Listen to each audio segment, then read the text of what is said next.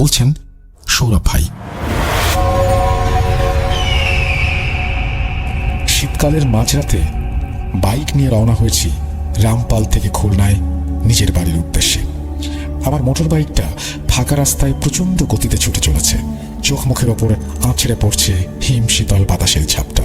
ছুটন্ত বাইকে আমার কাছে শীতটা স্বাভাবিকের চেয়ে বেশি মনে হচ্ছে আমার পরনে থাকা লেদারের জ্যাকেট, জিন্সের প্যান্ট ভেদ করে ঠান্ডা বাতাস সূচের মতো গায়ে দিচ্ছে। আমার পায়ে জুতো, হাত মোজা, মাথা, কান, গলা একটা উলের মাফলার দিয়ে পেঁচানো বলে কিছুটা কম লাগছে বাতাস। তা না হলে বোধহয় ঠান্ডায় জমে যেতাম। রামপালের ফয়লা বাজার খালার বাসা থেকে নিজের বাড়ি ফিরছি, প্রায় 40 থেকে 45 কিলোমিটারের পথ। আমার খালার বোনের বিয়ে ছিল সেই দিন। সেই বিয়েতে অংশগ্রহণ করতেই আমি সেখানে যাই। কথা ছিল রাত 10টার মধ্যেই বিয়ের অনুষ্ঠান শেষ হবে। গ্রামের বিয়ে বলে কথা, রাত 10টার জায়গায় রাত 1টা বেজে যায়। অনেক রাত হয়ে গেছে দেখে খালা বলেছিল থেকে যেতে, আমি শুনিনি। অনেক লোকের ভিড়ে বিয়ে বাড়িতে রাত কাটানো মানে ঘুম হারাম করা, এটা নিশ্চিত। খালার বাড়ির কেউ আজ রাতে এক ফোঁটা ঘুমাতে পারবে না। এছাড়া কাল সকাল 9:30টায় আমার একটা ইম্পর্টেন্ট ক্লাস আছে। বিয়ে বাড়িতে থেকে গেলে সকালের ক্লাসটা মিস হয়ে যাবে। বিয়ে বাড়িতে সারাদিন অনেক হাসি তামাশা, মজা, ফুর্তি, ছোটাছুটি। এখন আমি খুবই ক্লান্ত। আমি তখন চাইলাম যত দ্রুত সম্ভব বাড়িতে পৌঁছে নিজের পরিচিত বিছানায় গরম লেপের ভেতরে ঢুকে পড়তে। শীত যতটা সেই হিসেবে কুয়াশা নেই বললেই চলে। অনেক দূর পর্যন্ত বাইকের হেডলাইটে স্পষ্ট দেখা যাচ্ছে। হঠাৎ আমি বেশ চমকে উঠি। চুলকাটি চন্দ্রমহল পার হতেই রাস্তার মাঝ বরাবর কুচকুচে কালো রঙের মোটাসোটা একটা বেড়াল চুপচাপ বসে আছে। বিড়ালটা স্থির চোখে সোজা বাইকের হেডলাইটের দিকে তাকিয়ে আছে। হেডলাইটের আলোয় বিড়ালটার চোখগুলো জলজল করছিল। আমি বাইকের গতি কমিয়ে ফেলেছি অনেকটা।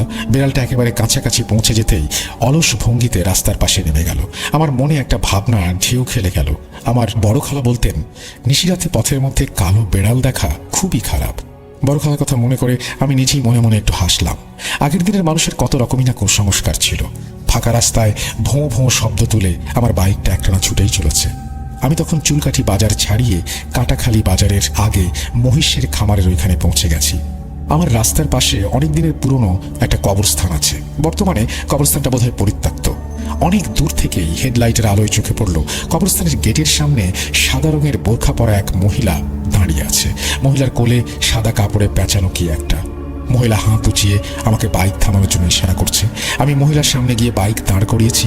ঠিক তখনই আমার নাকে আতর কর্পূরের মিশ্র তীব্র গন্ধ এসে পৌঁছায়।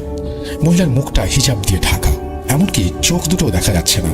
মহিলা কেমন যেন পাথরের মূর্তির মতো সোজা দাঁড়িয়ে রয়েছে। মহিলার বেশ আর আতর কর্পূরের গন্ধে আমার প্রচন্ড অস্বস্তি লাগছিল। আমি অস্বস্তি কণ্ঠে জিজ্ঞেস করলাম, থামালেন কেন আমাকে? কি দরকার বলুন? বাইকটা স্টার্ট অবস্থায় রয়েছে বলে প্রশ্নগুলো গলা উঁচিয়ে করতে হলো। মহিলা কেমন রুক্ষ কণ্ঠে আদেশের মতো করে বলল, আপনি তো কাটাখালি বাজার হয়ে যাবেন, আমাকে আপনি কাটাখালি বাজার পর্যন্ত নিয়ে চলুন। আমি বিরক্তিতে ভ্রু কুঁচকে জিজ্ঞেস করলাম, আপনি এত রাত্রে এখানে কেন এসেছিলেন? মহিলাটি তখন তার কোলে সাদা কাফনে মোড়ানো পোটলাটি দেখিয়ে বলল, এই বাচ্চাটাকে দাফন করার জন্য নিয়ে এসেছিলাম, কিন্তু এসে দেখি কবরস্থান বন্ধ হয়ে গেছে, কেউ নেই, তাই আবার ফিরে যাচ্ছি। আমার গায়ে কাঁটা দিয়ে উঠল। এবার এতক্ষণ আমি ভালোভাবে লক্ষ্য করিনি। মহিলার কোলে থাকা যেটাকে আমি এতক্ষণ পোটলা বলে মনে করেছিলাম, সেটা আসলে একটা ছোট বাচ্চার কাফনে পেঁচানো লাশ। লাশটার গা থেকেই আতর কর্পূরের গন্ধ ভেসে আসছে। আমি কিছুটা ভীত গলায় বললাম, আপনি একা একজন মেয়ে মানুষ এত রাত্রে লাশ দাফন করতে এসেছেন? সব কি বলছেন আপনি? মহিলাটি উত্তরে বলল, আমাদের বাড়িতে কোনো পুরুষ লোক নেই। আমার বোনের 2 মাস বয়সে এই বাচ্চাটা রাত্রে মারা গেছে। মরা বাচ্চা তো আর ঘরে ফেলে রাখা যায় না, তাই আমি দাফন করতে নিয়ে এসেছিলাম। আমার কাছে মহিলার কথাটা কেন যেন মোটেও বিশ্বাসযোগ্য মনে হচ্ছিল না। আমি মনে মনে চিন্তা করলাম, বাইকটা নেয়ার জন্য কথাগুলো বানিয়ে বলছে। তাছাড়া যত যাই বলুক, এত রাত্রে একটা মেয়ে লাশ দাফন করতে কিছুতেই কবরস্থানে আসতে পারে না, তা আবার একা। নিশ্চয়ই কোনো ফন্দি ফিকির সাজিয়েছে। আজকাল নিউজে প্রায় দেখি সংঘবদ্ধ দুষ্ট চক্র গভীর রাতে যাত্রা পথে লাশ সাজিয়ে, অসুস্থ রোগী দেখিয়ে, বিভিন্ন অজুহাতে দাঁড় করিয়ে অটো, রিক্সা, প্রাইভেট কার, মোটর বাইক ছিনতাই করছে। এই মহিলাও বোধহয় সেরকম কিছু একটা হবে। আমি তাই কঠিন স্বরে বললাম, আমাকে মাফ করবেন, আমি আপনার সঙ্গে যেতে পারবো না বলে বাইকের গিয়ার তুলে দিলাম। সাথে সাথে মহিলা থমথমে গলায় বলল, এই গভীর রাত একটা বাচ্চার লাশ সহ একটা অসহায় মহিলাকে তুই একা ফিরে চলে যাচ্ছিস? এর ফল ভালো হবে না, সামনে তোর অনেক বিপদ। আমি কবরস্থানের সীমানা ছেড়ে একটানে অনেক দূর চলে এলাম, কিন্তু আমার মনের ভেতর মহিলার বলা শেষ কথাগুলো কেমন খচখচ করতে লাগলো। সামনে তোর অনেক বিপদ, সামনে তোর অনেক বিপদ, সামনে তোর অনেক বিপদ। আমার মনে ভাবনা জাগলো, মহিলা কে? আমি যা ভেবেছি মহিলা হয়তো তা নয়। হয়তো মহিলা সত্যি বিপদগ্রস্ত, অসহায়। আমি বোধহয় কাজটা ঠিক করলাম না। মহিলাকে সঙ্গে নিয়ে আসাটাই উচিত ছিল। আমি বাইক ঘুরিয়ে আবার কবরস্থানের দিকে যেতে লাগলাম। অনেক দূর থেকে এই হেডলাইটের আলোয় মহিলাকে দেখতে পেলাম আবারও। মহিলা এখনো কবরস্থানের গেটের সামনে দাঁড়িয়ে আছে। কিন্তু এ কি করছে মহিলা? সে বাচ্চার গা থেকে কাপড়ের কাপড়টা খুলে ফেলেছে। সত্যি ছোট্ট একটা বাচ্চার লাশ। তবে বাচ্চাটা আজ রাতে মারা যায়নি, মারা গেছে অন্তত 2-3 দিন আগে, কারণ লাশটা কেমন ফোলা ফোলা ফ্যাকাশে। মহিলা কাপড়ের কাপড়টা সম্পূর্ণ খুলে ছুঁড়ে ফেলে দিল, ফলে ঢোল হয়ে যাওয়া বাচ্চাটার হাত পাগুলো শক্ত হয়ে রয়েছে। মহিলা সেই লাশটি উল্টিয়ে ঝুলিয়ে প্রচন্ড জোরে দুদিকে হ্যাঁচকা টান দিল। হ্যাঁচকা টানে লাশটির উরুষ সংযোগ থেকে কাঁধ পর্যন্ত ছিঁড়ে আলাদা হয়ে গেল এবং এইবার সেই মহিলাটি হিজাব খুলে ফেলল। তখন আমি ভয়ে থমকে দেখছি, কি করছে মহিলা? মহিলার ভয়ঙ্কর বিভৎস একটা মুখ, চোখের জায়গায় চোখবিহীন দুটো গাঢ় অন্ধকার কোটর, নাকের জায়গায় পাশাপাশি দুটো ফুটা, এবং সেই বিভৎস মহিলার সেই রূপ দেখে আমি ঘেমে নিয়ে উঠেছি। বাইকের মুখ ঘুরিয়ে আমি কাটাখালি বাজারের দিকে ঝড়ের গতিতে ছুটতে লাগলাম। কবরস্থান এলাকা ছেড়ে অনেক দূর চলে এসেছি আমি। এখনো বাইকটা ঝড়ের গতিতে ছুটে চলেছে। মনে হচ্ছে আমি যেন শূন্যে ভেসে চলেছি। আমি কিছুতে নিজেকে সামলাতে পারছিলাম না। আমি নিজেকে নিজে জিজ্ঞেস করলাম, আমি কি দৃশ্য দেখলাম? যা দেখেছি তাকে সত্যি নাকি চোখের ভ্রম? ঠিক তখন হঠাৎই বাইকটা ঘর ঘর শব্দ তুলে কয়েকটা ঝাঁকুনি খেয়ে স্টার্ট বন্ধ হয়ে গেল। রাস্তার একপাশে বাইকটাকে দাঁড় করিয়ে আবার স্টার্ট দেওয়ার চেষ্টা করলাম। আমি বাইকের তেল আছে কিনা চেক করে নিলাম। দেখলাম বাইকের তেলের ট্যাঙ্কিতে আর রিজার্ভে ঠিক মতোই তেল আছে, প্লাগেও ময়লা জমেনি, অন্য কোনো সমস্যাও দেখা যাচ্ছে না, সব ঠিক আছে। কিছুতেই বাইকটা শুধু স্টার্ট নিচ্ছে না। বাইকে কিকের পর কিক করে যাচ্ছে আমি, পা ব্যথা করছে। বাইকটা একেবারেই স্টার্ট নিচ্ছে না তা নয়, মাঝে মাঝে স্টার্ট হচ্ছে, কিন্তু গিয়ার তুলে দিয়ে রানিংয়ে যেতে চাইলেই স্টার্ট বন্ধ হয়ে যাচ্ছে। বাইকটা স্টার্ট হবার পর গিয়ার তুলে রানিং করতে গিয়ে যখন স্টার্ট বন্ধ হয়ে যাচ্ছে, ঠিক তখনই আমি বাইকের পেছনে নজর দেই। দেখতে পাই আমার বাইকের পেছনের চাকাটায় দুটো ছোট ছোট হাত টেনে ধরে রেখেছে চাকাটা। ছোট্ট বাচ্চার কনুই থেকে ছেঁড়া 2 ছিন্ন হাত। আমি বিভৎস চেহারা সেই মহিলাকে লাশটা ছিঁড়ে 2 ভাগ করতে দেখেছি। সেই মহিলা আমাকে পালাতে দেখে বাচ্চার লাশের 2 কনুই ছিঁড়ে রাস্তায় ফেলে দেয়। ঠিক তখনই কোনোভাবে এটি আমার চাকার সাথে আটকে যায়। বাইকের পেছনে আমি সেটা খেয়াল করিনি, এখন খেয়াল করছি। আমি স্টার্ট তুলে রানিং করতে চাইলেই সেখানেই হাত দুটোতে আটকে যাচ্ছে। আমি বাইক ফেলে রেখে রাস্তার মাঝ বরাবর দাঁড়ালাম। যদি এই পথে কোনো বাস, ট্রাক বা অন্য কোনো যানবাহন আসে, কাটাখালি বাজারের দিকে বা রূপসার দিকে যায়, সেটাকে থামিয়ে লিফট যাওয়ার উদ্দেশ্যে। নীরব নির্জন একটা রাস্তা, চারিদিক খাঁ খাঁ করছে। কৃষ্ণপক্ষের চাঁদ মরে গেছে। চাঁদের আলোয় রাস্তার দুপাশে যতদূর দেখা যায় ধুধু ফসলের ক্ষেত আর ইটের ভাটা। আমি পকেট থেকে মোবাইলটা বের করি, ফোন করে বাড়িতে জানাবো বাইক নষ্ট হয়ে গেছে। মোবাইল বের করে আমি অবাক হয়ে গেলাম, সেটা কখন পকেটে বন্ধ হয়ে গেছে। আমি অনেক টেপাটেপি করলাম, কিন্তু মোবাইলটা অন হলো না। বোধহয় চার্জ ফুরিয়ে গেছে, অথচ বিয়ে বাড়ি থেকে রওনা দেবার আগে ফুল চার্জ ছিল। আমার বুকের ভেতর এখন ধক ধক করছে। কি দৃশ্য দেখে এসেছি তা কি সহজে ভোলা যায়? এখানে এসে বাইক খারাপ হয়ে গিয়ে দুর্ভোগ আরো বেড়েছে। তার উপর মোবাইলটাও কাজ করছে না। আজ কপালে কত কি লেখা আছে কে জানে। নিজের উপরই যখন রাগ বাড়ছে, আমার কথাগুলো নিজে নিজে ভাবছি। অপেক্ষার অবসান ঘটিয়ে দূর থেকে দুটো হেডলাইটকে ছুটে আসতে দেখলাম। আমি সাথে সাথে গা ঝাড়া দিয়ে 2 হাত তুলে যানটাকে থামানোর চেষ্টা করলাম। যানটা কাছে এসে দাঁড়ালো। দেখলাম একটা ট্রাকে একটা ড্রাইভার এবং ড্রাইভারের পাশের সিটে 2 জন রোগা চেহারার হেল্পার বসে আছে। আমি অবাক হয়ে গেলাম। পাঞ্জাবি টুপি পরা ট্রাক ড্রাইভার ও হেল্পার সাধারণত দেখা যায় না আমাদের খুলনা শহরে। ড্রাইভার জানলা দিয়ে মাথা বের করে বলল, কি সমস্যা ভাই, গাড়ি থামালেন কেন? লোকটার গলার স্বরে যেন কেমন দুঃখ একটা ভাব আছে। চোখ দুটো জবা ফুলের মতো লাল, পাথরের মতো স্থির চোখের মণি। মনে মনে ভাবলাম বোধহয় নেশা টেশা করেছে। আমি অসহায় গলায় বলতে লাগলাম তাদের উদ্দেশ্যে, ভাই আপনারা কত দূর যাবেন? আমার বাইকটা নষ্ট হয়ে গেছে, আমাকে যদি সঙ্গে নিয়ে যেতেন। ড্রাইভার লোকটা তেমনি দুঃখ ভাই বলল, আমরা কাটাখালি বাজার পেট্রোল পাম্প হয়ে কুধির বটতলার দিকে যাব। আমি বললাম, আমাকে কুধির বটতলার পেট্রোল পাম্পের সামনে নামিয়ে দিলেই হবে। ড্রাইভার বললেন, ওঠেন। এই বলে ড্রাইভার হেল্পার দুজনের দিকে তাকালো। তোরা দুজনে যা, মোটরসাইকেলটা পিছনে উঠিয়ে নে। তারপরেই আমার দিকে তাকিয়ে বলল, আসেন আমার পাশে এসে বসেন। ট্রাক ছুটে চলেছে। ট্রাকের ড্রাইভারের সিটে বসে আছি আমি। ট্রাক ড্রাইভার, হেল্পার এদের সাথে কথা বলি। এদের সংস্পর্শে এসে বিভৎস দৃশ্যটা দেখে পাওয়া ভয়টা অনেকটাই কেটে গেছে আমার। অবশ্য এদের কাছে আমি সেই ভয়ানক দৃশ্যটার কথা বলিনি। বললে এরা আবার আমার সম্পর্কে কি মনে করবে কে জানে। না বলাই ভালো। চলন্ত ট্রাকে ড্রাইভারের পাশের সিটে মাথা রেখে নিজের অজান্তে কখন ঘুমিয়ে পড়েছি। হঠাৎ ট্রাকটা থেমে যায়, আমার ঘুম ভেঙে গেল। আশেপাশে তাকিয়ে বোঝার চেষ্টা করতে লাগলাম আমি কোথায় এসে পৌঁছেছি। কুথির বটতলায় পৌঁছায়নি, অন্য কোথাও। রাস্তার দুপাশে ঘন অন্ধকার, রাস্তার বাম পাশ ঘেঁষে ট্রাকটা দাঁড় করানো। আমি হতচকিত দৃষ্টিতে ড্রাইভারের দিকে তাকিয়ে বললাম, এখানে ট্রাক থামালেন কেন? ড্রাইভার কেমন কাটা কাটা গলায় বলল, ট্রাকের পেছনে একটা লাশ আছে, সেই লাশটাই কবরস্থানে দাফন করা হবে। আমি তো আতঙ্কিত গলায় থতমত খেয়ে গেলাম। লাশ? কবরস্থান? এর মানে কি? আপনাদের ট্রাকে লাশ এলো কোথা থেকে? ড্রাইভার আমার আতঙ্কিত চেহারা দেখে হাসি দিল। সেই হাসি দেখে আমার গা শিরশির করে উঠল, যেন কোনো মৃত মানুষের হাসি। মুখের হাসি মিলিয়ে যেতেই ড্রাইভার থমথমে গলায় বলল, লাশ, কবরস্থান, এগুলো শুনে এত ভয় পাচ্ছেন কেন? সবাইকে তো একদিন লাশে পরিণত হতে হবে। এই ট্রাকে মংলা থেকে একটা লাশ আনা হয়েছে, এই কবরস্থানে দাফন করা হবে। লাশটা দাফন করা হলে আপনাকে কুথির বটতলায় পৌঁছে দেব। চলেন এখন সবাই মিলে লাশটা দাফন করে আসি। আমি ভয়ে ভয়ে ড্রাইভারকে অনুসরণ করে ট্রাক থেকে নামলাম। ড্রাইভারের সাথে ট্রাকের পেছনে এসে দাঁড়িয়ে আমার চোখ আকাশে উঠে গেল। ট্রাকের পেছনে অন্তত 10-12 জন লোক, একটি লণ্ঠনের আলো দেখা যাচ্ছে। প্রত্যেকের গায়ে সাদা ধবধবে পাঞ্জাবি, পায়জামা, টুপি। সবাই মিলে ধরাধরি করে ট্রাক থেকে লাশের খাটিয়া নামাচ্ছে। বাতাসে আতর আর কর্পূরের তীব্র গন্ধ। আমি ভেবে কুল পাচ্ছি না, আমি কি ক্ষুণ্ণাক্ষরেও টের পেলাম না একটা লাশ বহনকারী ট্রাক এটি। আমার ট্রাকের পেছনে এতগুলো লোক আছে। বোধহয় লোকগুলো চুপচাপ স্বভাবের বলেই তাদের অস্তিত্ব টের পায়নি। লাশের খাটিয়া কাঁধে নিয়ে সবাই মিলে গোরস্থানের দিকে এগোতে লাগলো। আমি থ হয়ে ভাবতে লাগলাম, এ কোথাকার গোরস্থান কে জানে। তবে ভয়ঙ্কর দৃশ্য দেখা গোরস্থান এটা নয়, কারণ সেই গোরস্থানের সামনেটা অন্যরকম। বাস্তবিক এটা সেই পরিত্যক্ত গোরস্থান। তারা এখন গোরস্থানটার পেছনের গেটের সামনে রয়েছে বলে রাতের অন্ধকারে আমি ঠিক মতো চিনতে পারছি না। আমাকে দাঁড়িয়ে থাকতে দেখে ড্রাইভার লোকটা পাশে এসে বলল, দাঁড়িয়ে রয়েছেন কেন? চলেন লাশটা দাফন করে আসি। একজন মৃত মানুষকে দাফন করা তো সকলের দায়িত্ব।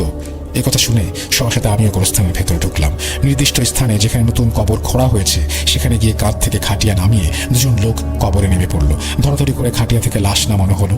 লাশ কবরে শুয়ে লাশের মুখের কাপড় সরিয়ে ফেলা হলো, শেষবারের মতো মৃতর মুখটাকে সকলের জন্য দেখার উদ্দেশ্যে। অন্য সবার মতো কৌতূহলবশত আমিও ঝুঁকে লাশটা দেখতে লাগলাম। কম বয়সে একটি যুবক ছেলের মুখটা কেমন পরিচিত লাগছে। কোথায় যেন দেখেছি এই মুখটা আমি। কোথায় দেখেছি ভাবতে ভাবতে মনে পড়তেই আমি প্রচন্ড শিউরে উঠি। শির দ্বারা বেয়ে নেমে গেল ভয়ের স্রোত। বুকের ভেতর হৃৎপিণ্ডতা লাফাতে লাগলো। বিস্ফারিত চোখ দুটো যেন কোটর থেকে বেরিয়ে আসতে যাচ্ছে। গলা শুকিয়ে কাঠ হয়ে গেছে। লাশের ওই মুখটা আর কারো নয়, এ তো আমার নিজেরই লাশ এটি। লাশের মুখ থেকে চোখ তুলে আমি ভীত সন্ত্রস্ত চোখে আবার সবার দিকে তাকালাম। আমি অবাক হয়ে গেলাম, সবাই কেমন অস্বাভাবিক বড় বড় চোখে স্থির দৃষ্টিতে আমার দিকে তাকিয়ে আছে। সবার চেহারায় কেমন নিষ্ঠুর অভিব্যক্তি। আমি চোখ ঘুরিয়ে ভীত চোখে আবার কবরের ভেতর লাশের দিকে তাকালাম। ঠিক তখনই আমি এতটা ভয় পেয়েছিলাম বলে বোঝাতে পারবো না। আমার চোখের সামনে ধীরে ধীরে বাতাসে মিলিয়ে গেল লাশটা। আমার বুকের ভেতর হৃৎপিণ্ডটা ধক ধক করছে প্রচণ্ডভাবে। আমি আবার মুখ তুলে লোকগুলোর দিকে তাকালাম। লোকগুলো এক দৃষ্টিতে আমার দিকেই তাকিয়ে আছে। লোকগুলোর চোখ থেকে কেমন যেন অন্ধকারে ঝরে পড়ছে। ট্রাক ড্রাইভার, হেল্পার, তাদের চোখ সবার চোখে একই রকম। আমার ভীত বিহ্বল চেহারা দেখে লোকগুলো হঠাৎ একসঙ্গে অট্ট হাসিতে ফেটে পড়ল। পালাতে হবে, ঝেড়ে দৌড় লাগালাম। পেছনে সকলের মিলিত হাসি। আমি রুদ্ধশ্বাসে ছুটে চলেছি, দিক বিদিক জ্ঞান শূন্যহীন। ঝোপঝাড় জঙ্গল পেরিয়ে হাত পা ছিঁড়ে যাচ্ছে, ছড়ে যাচ্ছে, সেদিকে কোনো ভ্রুক্ষেপ নেই, ছুটেই চলেছি। আমার তখন মনে একটাই ভাবনা, গোরস্থানের সীমানা অতিক্রম করতে হবে। দৌড়াতে দৌড়াতে কিসের সাথে হঠাৎ করে পা আটকে পড়ে যাই। গাঢ় অন্ধকারে গভীর গর্তের মধ্যে লম্বালম্বি শটান হয়ে পড়লাম। বুক হাঁপড়ের মতো ওঠানামা করছে। গর্তটা থেকে ওঠার জন্য জোর আর গায়ে অবশিষ্ট নেই। ততক্ষণে সাদা পোশাকধারী ভয়ঙ্কর চেহারার সেই লোকগুলো চারিদিক থেকে আমাকে ঘিরে ধরেছে। লোকগুলোর হাতের লণ্ঠনের আলোয় বোঝা গেল এতক্ষণ যেটাকে আমি গর্ত মনে করেছি সেটা আসলে নতুন খোঁড়া সেই কবরটা। বিশাল গোরস্থানের সীমানার মধ্যে দিক বিদিক জ্ঞান শূন্য হয়ে ছুটতে ছুটতে ঘুরে ফিরে আমি সেই খোঁড়া কবরটার ভেতরেই ছিটকে পড়েছি। আমি কবরের ভেতর থেকে বাঁচাও বাঁচাও বলে গলা ফাটিয়ে চিৎকার করছি। ঘোঁত ঘোঁত জাতীয় এক ধরনের শব্দ ছাড়া আর কিছুই বেরোচ্ছে না। আর লোকগুলো গম গম করে আকাশ পাতাল কাঁপিয়ে হাসছে। আমি এটা দেখে ঠিক থাকতে পারিনি, জ্ঞান হারিয়ে ফেলি। পরে যখন ঘুম ভাঙে সবাই বলে আমি নাকি কবরস্থানের সামনে পড়েছিলাম। কিছু লোক সকালে আমাকে কবরস্থানের সামনে পড়ে থাকতে দেখে মোবাইল থেকে 2-3 নম্বরে কল দিয়ে, খালামণির নাম্বার ছিল সেখানে কল দিয়ে আমাকে বাসায় পাঠানো হয়।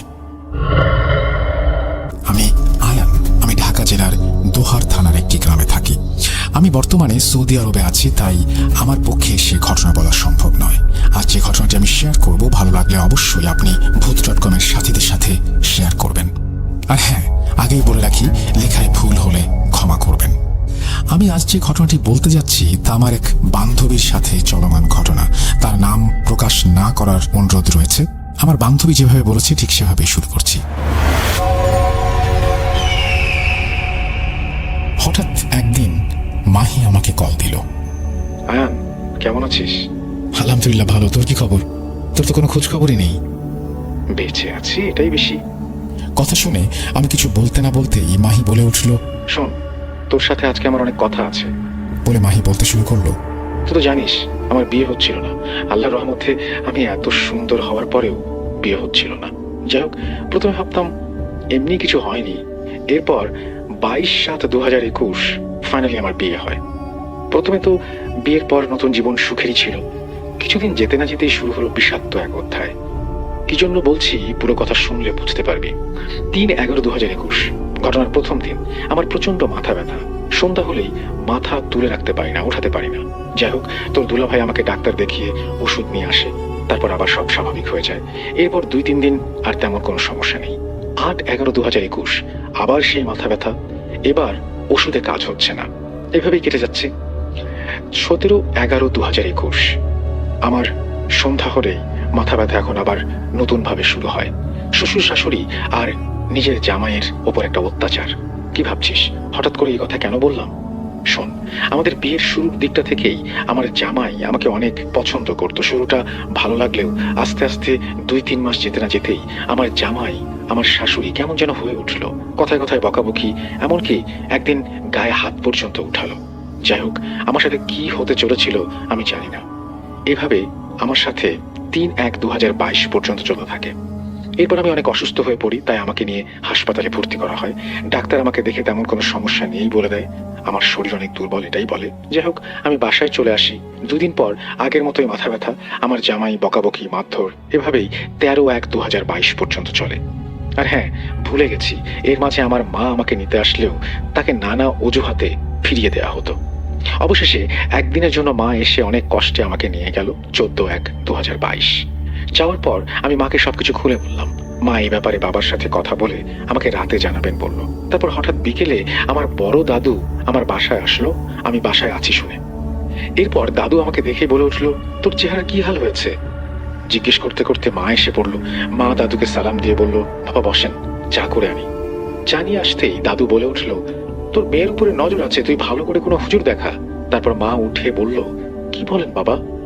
দাদু বলল, দেখ তোর মেয়ের চেহারার কি অবস্থা।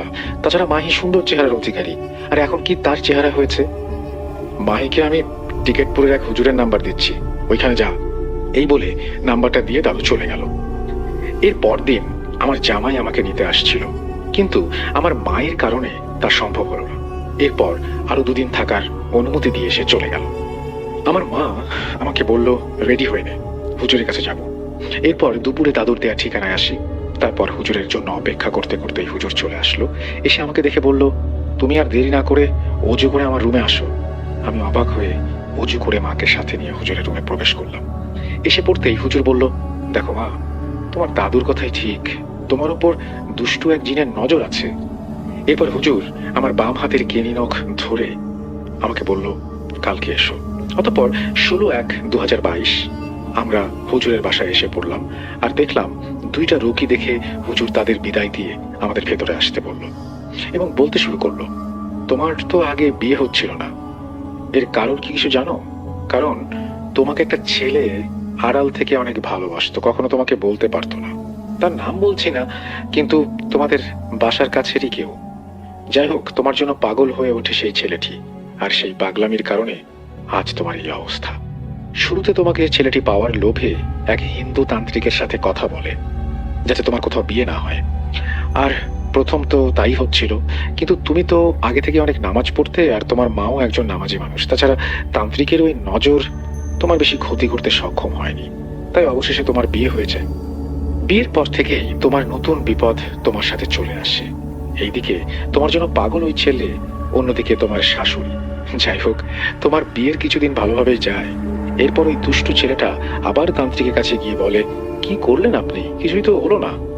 এরপর তান্ত্রিককে দিয়ে সেই দুষ্টু ছেলেটি জিনের নজর তোমার উপরে রাখে, যার কারণে সন্ধ্যা হলেই তোমার প্রচন্ড মাথা ব্যথা হতো।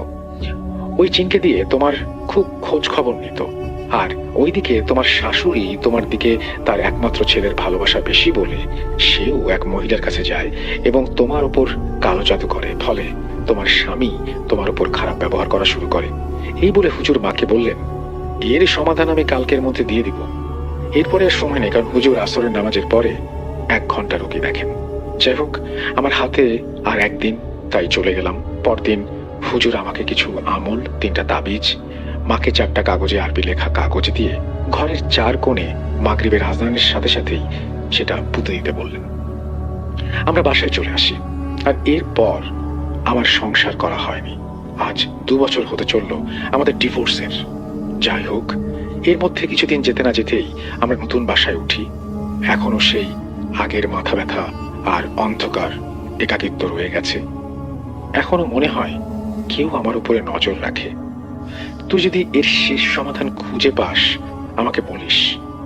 এই ছিল আমার নতুন সংসার, 5 মাসেই শেষ। তাই আর তোদের কারো সাথে যোগাযোগ করিনি। তুই বাসায় আসিস, পরে আরো কিছু যা আছে ফোনে বলতে পারছি না, বলবো তখন। এই বলে আমি হ্যাঁ বলতেই, ভালো থাকিস, পরে কথা হবে, বলল সে। এই ছিল আমার বান্ধবীর সাথে ঘটে যাওয়া এক সংসার ভেঙে যাবার কাহিনী। লেখায় ভুল ত্রুটি হলে ক্ষমা করবেন। আমি কামরুল চৌধুরী, সিদ্ধেশ্বরী বিশ্ববিদ্যালয় থেকে মার্কেটিং বিভাগে অধ্যয়নরত। লিখছি ঢাকার রামপুর থেকে। ব্যস্ততার কারণে স্টুডিওতে এসে ঘটনা শেয়ার করতে পারছি না, সেজন্য লিখছি। ঘটনাটি ভালো লাগলে পড়ে শোনাবেন। আজ আমি যে ঘটনাটি শেয়ার করব সেটি আমার এক বড় ভাইয়ের সাথে ঘটা একটি সত্য ঘটনা। আমার বড় ভাইয়ের নাম সাব্বির। আমার বাসার পাশেই তিনি থাকেন, সেই সূত্রেই তার সাথে পরিচয়। তিনি একটি বেসরকারি প্রতিষ্ঠানে চাকরি করেন। যেহেতু আমি জিন ভূত সংক্রান্ত বিষয় নিয়ে বেশ কৌতূহলী, সেজন্য প্রায়ই জিন সংক্রান্ত ঘটনাগুলো কালেক্ট করতে ভালোবাসি। একদিন বিকেলে আমার সেই বড় ভাই সাব্বিরের সাথে চা খেতে খেতে জিন রিলেটেড কিছু বিষয় নিয়ে কথা বলছিলাম। তখন সাব্বির ভাই আমাকে বলল তার সাথে একটা ভয়ঙ্কর ঘটনা ঘটেছে। তখন আমি সাব্বির ভাইয়ের কাছ থেকে ঘটনাটি জানতে চাইলাম। সাব্বির ভাই বলতে শুরু করলেন,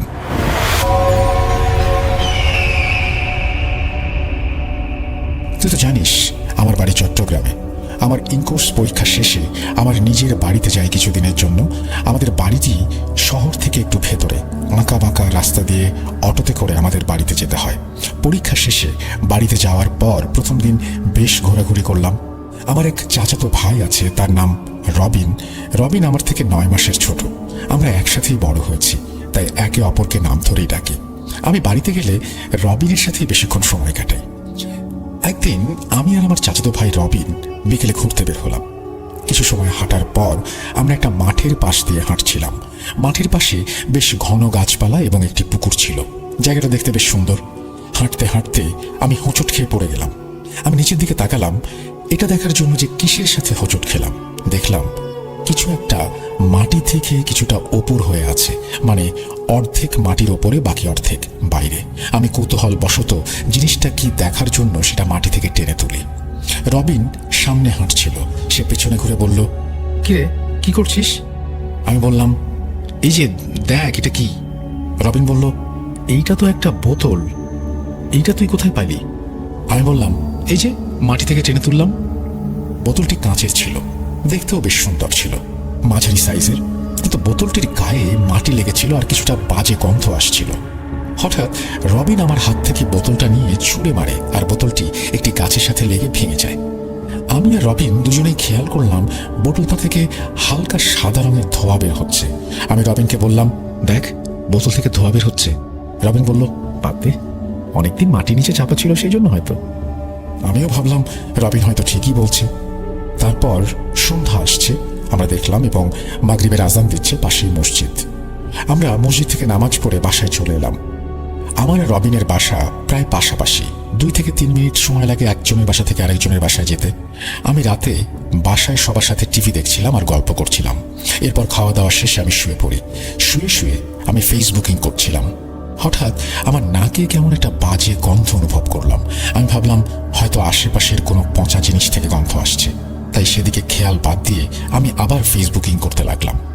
হঠাৎ আমার পায়ে ঠান্ডা শীতল হাতের স্পর্শ অনুভব করলাম এবং আমি চমকে উঠলাম। কারো হাতের আঙুল দিয়ে আমার পায়ে স্পর্শ করছে কেউ, এটা আমি অনুভব করলাম। কিন্তু আমার রুমে তো আমি ছাড়া কেউ নেই, তাহলে কে স্পর্শ করলো? বারবার সেই চিন্তাটাই করছিলাম। আমি শোয়া থেকে উঠে লাইট জ্বালালাম, কিন্তু কিছু দেখতে পেলাম না। মনের ভুল ভেবে আবার শুয়ে পড়লাম। হঠাৎ করে মাঝরাতে আমার ঘুম ভেঙে যায়। মনে হলো কেউ আমাকে টেনে বালিশ থেকে নিচে ফেলছে। এবার বেশ ভয় পেয়ে যায়। আমি চুপ করে গুটিসুটি মেরে শুয়ে থাকলাম, কিন্তু আমার ঘুম আসছিল না। কিছুক্ষণ পর আমি আবার অনুভব করি সেই শীতল হাতের স্পর্শ। আমার পা ধরে আমাকে টানছে নিচের দিকে। আমি আস্তে করে ঘাটটা ঘুরিয়ে দেখার চেষ্টা করছিলাম, এটা অন্ধকারে যতটুকু বোঝা যাচ্ছিল দেখলাম একটা ছায়া মূর্তি আমার পায়ের কাছে দাঁড়িয়ে আছে এবং বেশ লম্বা। ওই ছায়া মূর্তিটাই তার হাত দিয়ে আমার পায়ের নিচের দিকে টানছিল। সেটা দেখে আমি চিৎকার দিয়ে এক দৌড়ে আম্মুর রুমে চলে যাই। তখন আব্বু আম্মু লাইট জ্বালিয়ে দেয় এবং বলে আমি কোনো খারাপ স্বপ্ন দেখেছি কিনা, কিন্তু আমি বোঝাতে পারলাম না সেটা কোনো স্বপ্ন ছিল না। যাই হোক, সে রাতে আর ঘুম আসলো না। এরপর মাঝখানে একদিন তেমন কোনো সমস্যাই হয়নি। এরপর একদিন রাতে আমি ঘুমাচ্ছিলাম। রাত আনুমানিক 2:35 দিকে আমার ওয়াশরুমে যাওয়ার প্রয়োজন হয়। যেহেতু আমার পাকা বাসা, তাই ওয়াশরুম আমাদের ডাইনিং রুমের পাশেই ছিল। বলে রাখা ভালো, আমার ওয়াশরুমের সামনাসামনি একটা বড় আয়না ছিল। আমি ওয়াশরুম সেরে দরজা খুলে যেই বের হলাম, দেখলাম সেই ছায়া মূর্তিটি আমার সামনে দাঁড়িয়ে। ঠিক আয়নার ভেতরে স্পষ্ট দেখতে পাচ্ছি ছায়ামূর্তির একটা হাত পেছনে আর একটা হাত সামনে। ভয়ে আমি থ হয়ে দাঁড়িয়ে আছি। আমার পুরো শরীর অবশ হয়ে আসছিল। আমি শরীর নাড়াতে পারছিলাম না। হঠাৎ করে আয়নার ভেতর থেকে কালো একটা হাত এসে আমার গলা টিপে ধরে। আমি নিঃশ্বাস নিতে পারছিলাম না, আর আমি সেখানেই অজ্ঞান হয়ে যাই। কত সময় আমি বাথরুমে অজ্ঞান হয়ে পড়েছিলাম জানি না। চোখ মেলে দেখি আমি বিছানায় শুয়ে আছি, পাশে আমার বাবা মা বসে আছে। আমি চোখ খুলে বললাম, আমি এখানে কিভাবে এলাম? তখন আম্মু বলল, সকালে আমি ফজরের নামাজ পড়তে উঠেছিলাম, ওয়াশরুমে যেতেই দেখি তুই দরজার সামনে অজ্ঞান হয়ে পড়ে আছিস। আমি আর তোর আব্বু মিলে ধরাধরি করে তোকে বিছানায় নিয়ে আসি। এরপর তোর ডাক্তার আঙ্কেলকে কল দিয়ে আনি, আর 3 ঘন্টা পর তোর জ্ঞান আসলো। এরপর আমি আমার সাথে ঘটা ঘটনা খুলে বললাম আব্বু আম্মুকে। একটু পর রবিন আর তার বাবা আমাদের বাসায় আসেন আমাকে দেখতে। তখন আমার মুখ থেকে এই সব ঘটনা শুনে রবিনের বাবা বলেন, একদিন আগেই তো রবিনের সাথে ভয়ঙ্কর একটা ঘটনা ঘটেছে। একদিন জ্বর ছিল রবিনের। তখন আমার আম্মু রবিনকে বললেন, রবিন, তোমার সাথে কি ঘটেছিল বলো আমাদেরকে। রবিন বলল, আমি রাত 10টার দিকে বন্ধুদের সাথে আড্ডা দিয়ে বাসায় ফিরছিলাম। হঠাৎ রাস্তার ধারে দেখলাম বয়স্ক একজন মানুষ বসে আছেন। আমি ওনাকে সালাম দিলাম আর বললাম, চাচা, এত রাত্রে এখানে বসে বসে কি করছেন? বয়স্ক লোকটি বলল, বাবা, আমি বিকেলে বাজারে গিয়েছিলাম, আস্তে আস্তে এসব পার হয়ে গেছে। আমি হাঁটতে হাঁটতে ক্লান্ত হয়ে গেছি, আর রাস্তাটাও ভুলে গেছি। কাউকে রাস্তায় দেখছিলাম না, তাই বসে আছি বাবা। আমি লোকটিকে বললাম, চাচা, আপনি কোন দিকে যাবেন? লোকটি ইশারায় বলল, বাম দিকের যে রাস্তাটা আছে সেই দিকে যাব। এবং বয়স্ক লোকটি বলল, বাবা, আমাকে একটু আগিয়ে দিয়ে আসবা। আমিও ভাবলাম ঠিক আছে, লোকটি এত করে যখন বলছে একটু এগিয়ে দিয়ে আসি। যেই ভাবা সেই কাজ। আমি লোকটির একটা হাত ধরলাম, আর লোকটি তার লাঠিটি অন্য হাতে ধরল। কিছুক্ষণ যাওয়ার পর অনুভব করলাম আমি যে লোকটির হাত ধরে আছি, ওনার হাত অসম্ভব রকমের ঠান্ডা। কোনো মানুষের হাত এতটা ঠান্ডা হওয়ার কথা না। তবুও মনে মনে ভাবলাম, বয়স্ক মানুষ, সেই জন্যই হয়তো। চাঁদনি রাত ছিল, চাঁদের আলোয় আশেপাশে সবকিছু স্পষ্ট বোঝা যাচ্ছিল, তাই লাইট জ্বালানোর প্রয়োজন মনে করলাম না। হাঁটতে হাঁটতে লোকটাকে আমি কিছু কথা জিজ্ঞেস করি, কিন্তু লোকটা আমার কোনো কথারই উত্তর দিচ্ছিল না। উনি নিজের মতো করে হাঁটছে। কিছু দূর যাওয়ার পর আমি বললাম, চাচা, আর কত দূর? লোকটা বলল, এই তো বাবা, আর একটু সামনে। হঠাৎ আমি লক্ষ্য করলাম লোকটার শরীর আগের থেকে কিছুটা বড় হয়ে গেছে। আমি মনে মনে বললাম, আরে, কিছুক্ষণ আগে তো লোকটা নুয়ে নুয়ে হাঁটছিল, এখন দিব্যি সোজা হয়ে হাঁটছে কিভাবে? আমি আরও একটা জিনিস ভালোভাবে খেয়াল করছিলাম, লোকটার কোনো ছায়া মাটিতে দেখা যাচ্ছিল না। এটা দেখে আমি কিছুটা ভয় পেয়ে যাই, কিন্তু তখনও বুঝতে পারিনি এটা প্যারানর্মাল কিছু। যাই হোক, আরও কিছুটা পথ যাওয়ার পর লোকটা একটা সাঁকো দেখিয়ে বলল, বাবা, ওই সাঁকোটার ওই পারে আমার বাড়ি। আমি বললাম, ঠিক আছে, চলেন চাচা, আপনাকে বাড়ি পর্যন্ত দিয়ে আসি। লোকটি বলল, আচ্ছা বাবা, চলো। লোকটাকে নিয়ে আমি সাঁকোতে উঠলাম। একটু যাওয়ার পর আমি পেছন ঘুরে তাকালাম বয়স্ক লোকটি ঠিকভাবে আসছে কিনা সেটা দেখার জন্য, কারণ সাঁকোতে দুজন সমানভাবে অর্থাৎ পাশাপাশি যাওয়া যায় না, একজন সামনে থাকলে অপরজনকে পেছনে থাকতে হয়। তাই আমি সামনে ছিলাম আর লোকটি পেছনে। হঠাৎ পেছন ফিরতে দেখলাম সাঁকোর উপর বিশাল লম্বা একজন আমার পেছনে সাঁকো পার হচ্ছে। এটা দেখে আমি প্রচন্ড ভয় পেয়ে গেলাম, কারণ এই বিশাল লোকটি ছিল সেই বয়স্ক লোকটি যার সাথে আমি এতটা পথ আসলাম। আমি নিজের চোখকে বিশ্বাস করতে পারছিলাম না যে নিমিষের মধ্যে এতটা লম্বা একটা মানুষ হয় কিভাবে। বয়স্ক লোকটি আমাকে বলল, কি বাবা, কি আমাকে সাঁকোটা পার করে দিবা না? এই কথা বলে জোরে জোরে হাসতে লাগলো, আর তার আকৃতিও বড় হতে লাগলো। আমি হাতে থাকা টর্চটি তার দিকে মারলাম, কিন্তু টর্চটি কোনোভাবেই জ্বলছিল না। প্রচন্ড ভয়ে আমি আমার সাহস আর ধরে রাখতে পারলাম না। আমি সাঁকো থেকে পিছলে নিচের ডোবায় পড়ে গেলাম।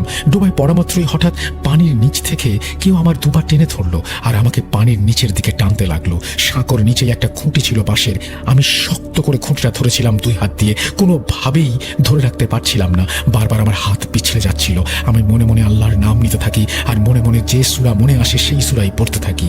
হঠাৎ আমি অনুভব করলাম আমার পাটা ছেড়ে দিয়েছে পানির নিচ থেকে। আমি কোনো মতে সাঁতরে পানিতে উঠলাম। তারপর প্রচন্ড ভয় ও ভেজা কাপড় নিয়ে দৌড়াতে দৌড়াতে বাসায় এসে অজ্ঞান হয়ে যাই।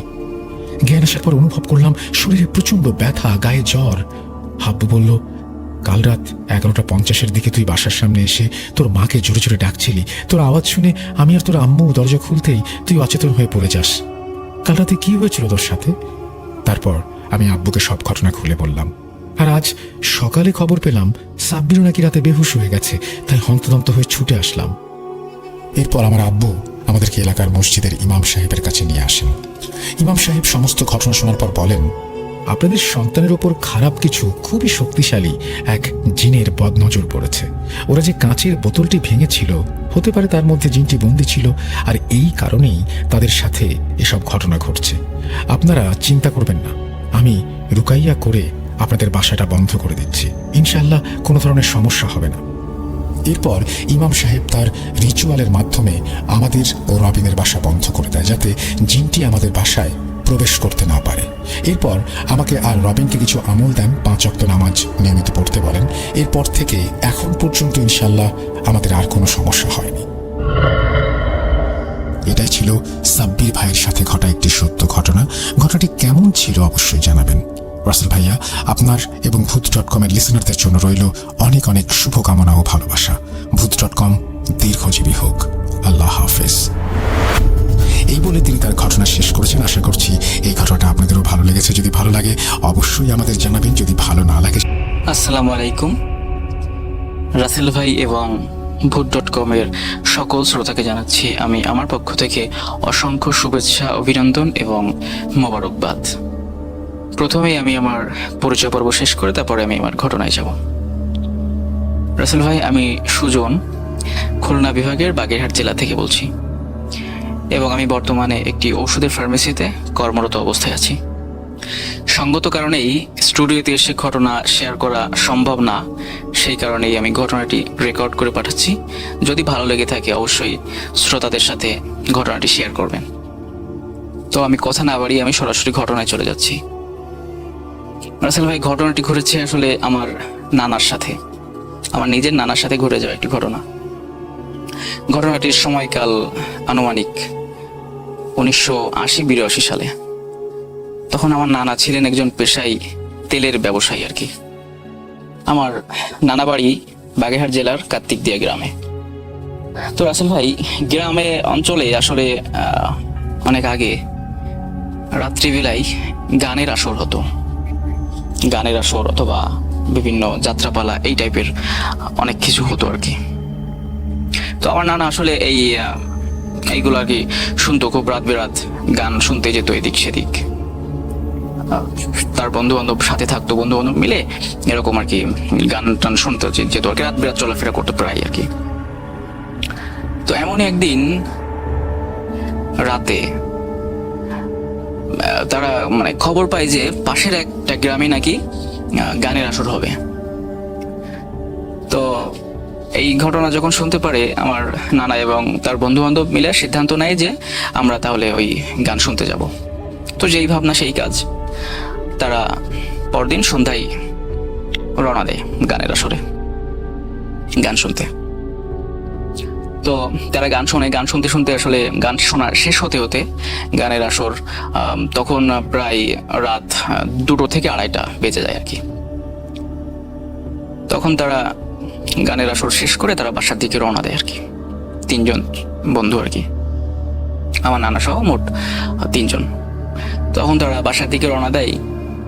একটা কথা বলে রাখা ভালো, ওই যে গ্রামে গানের আসর শুনতে গেছিল ওই গ্রাম থেকে আমার নানার গ্রামে আসতে তেমন একটা মানে ভৌতিক প্লেস না পড়লেও একটি প্লেস পড়ে যেটা অনেক ভয়ঙ্কর একটা জায়গা। সেটা হচ্ছে একটা বটগাছ।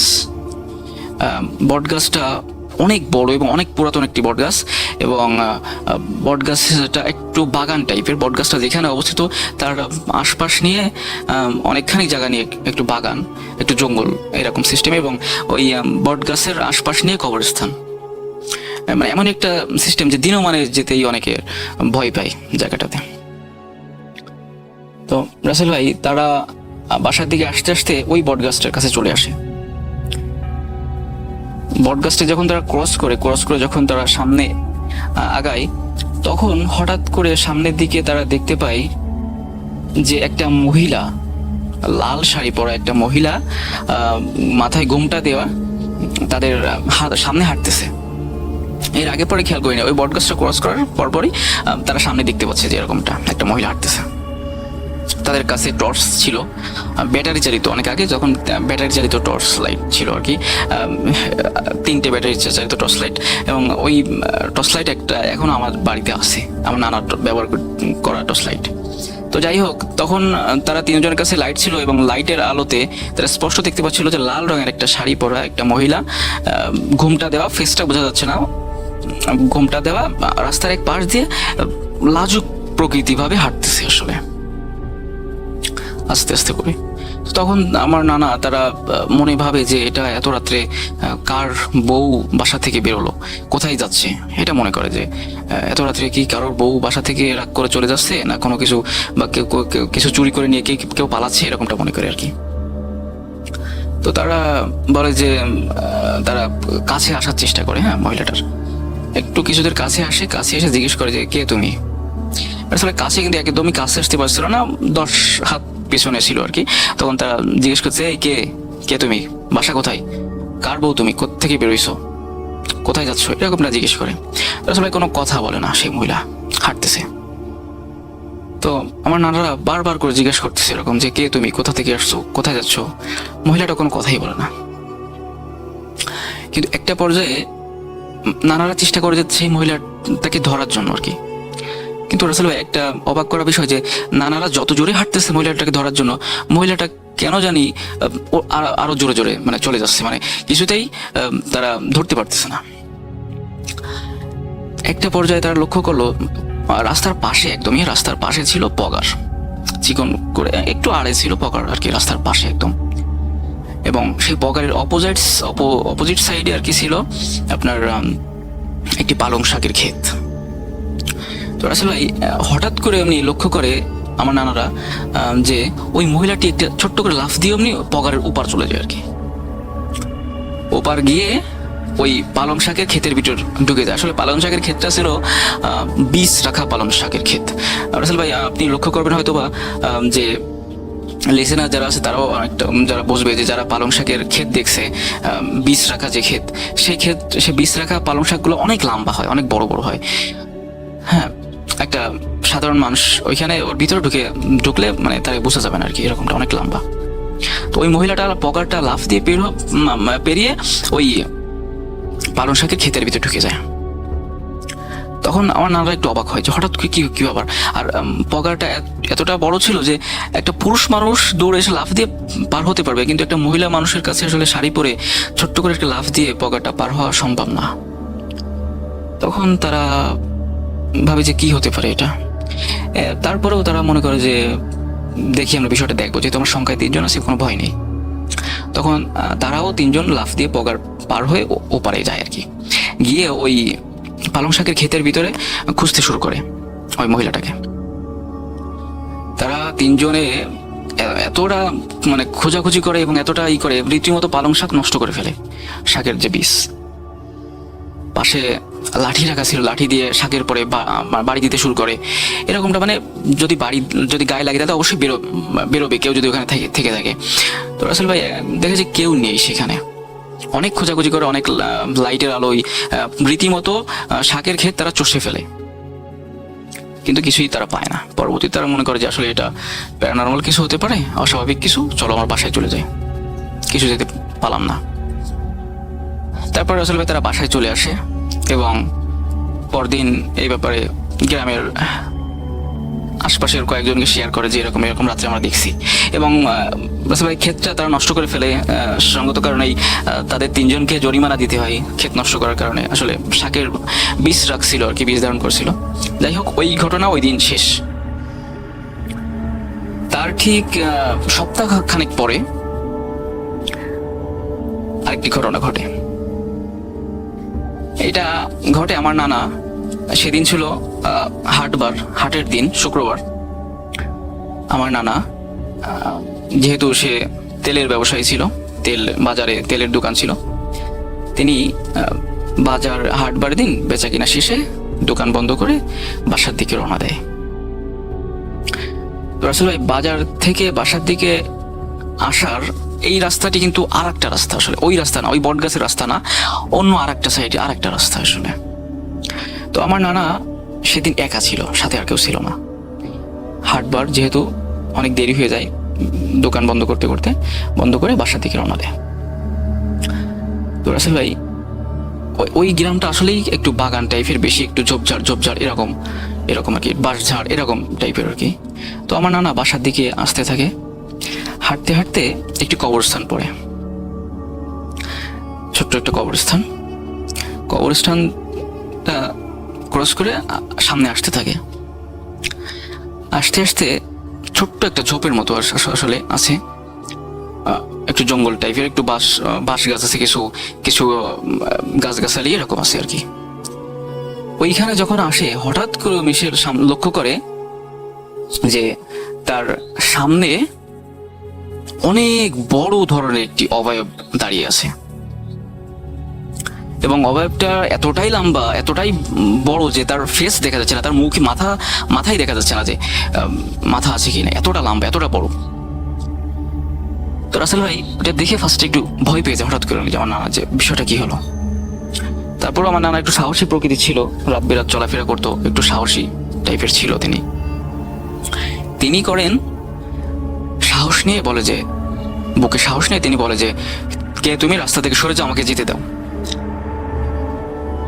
তো তখন কোনো কথাও বলে না এবং সামনে থেকে সরে না, একদম রাস্তার মাঝখানে এসে সে দাঁড়িয়ে আছে, একদম রাস্তা জুড়ে দাঁড়িয়ে আছে যে নানাকে যেতে দেবে না, এরকম একটা ব্যাপার।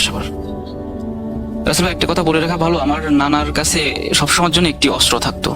যেহেতু রাত বেরাত চলাফেরা করতো, ব্যবসার কাজে থাকতো, কাছে হয়তো টাকা পয়সা থাকতো চোর ডাকাতের হাত থেকে বাঁচার জন্য, এবং যে কোনো কারণেই সাথে উনি একটা অস্ত্র রাখতো।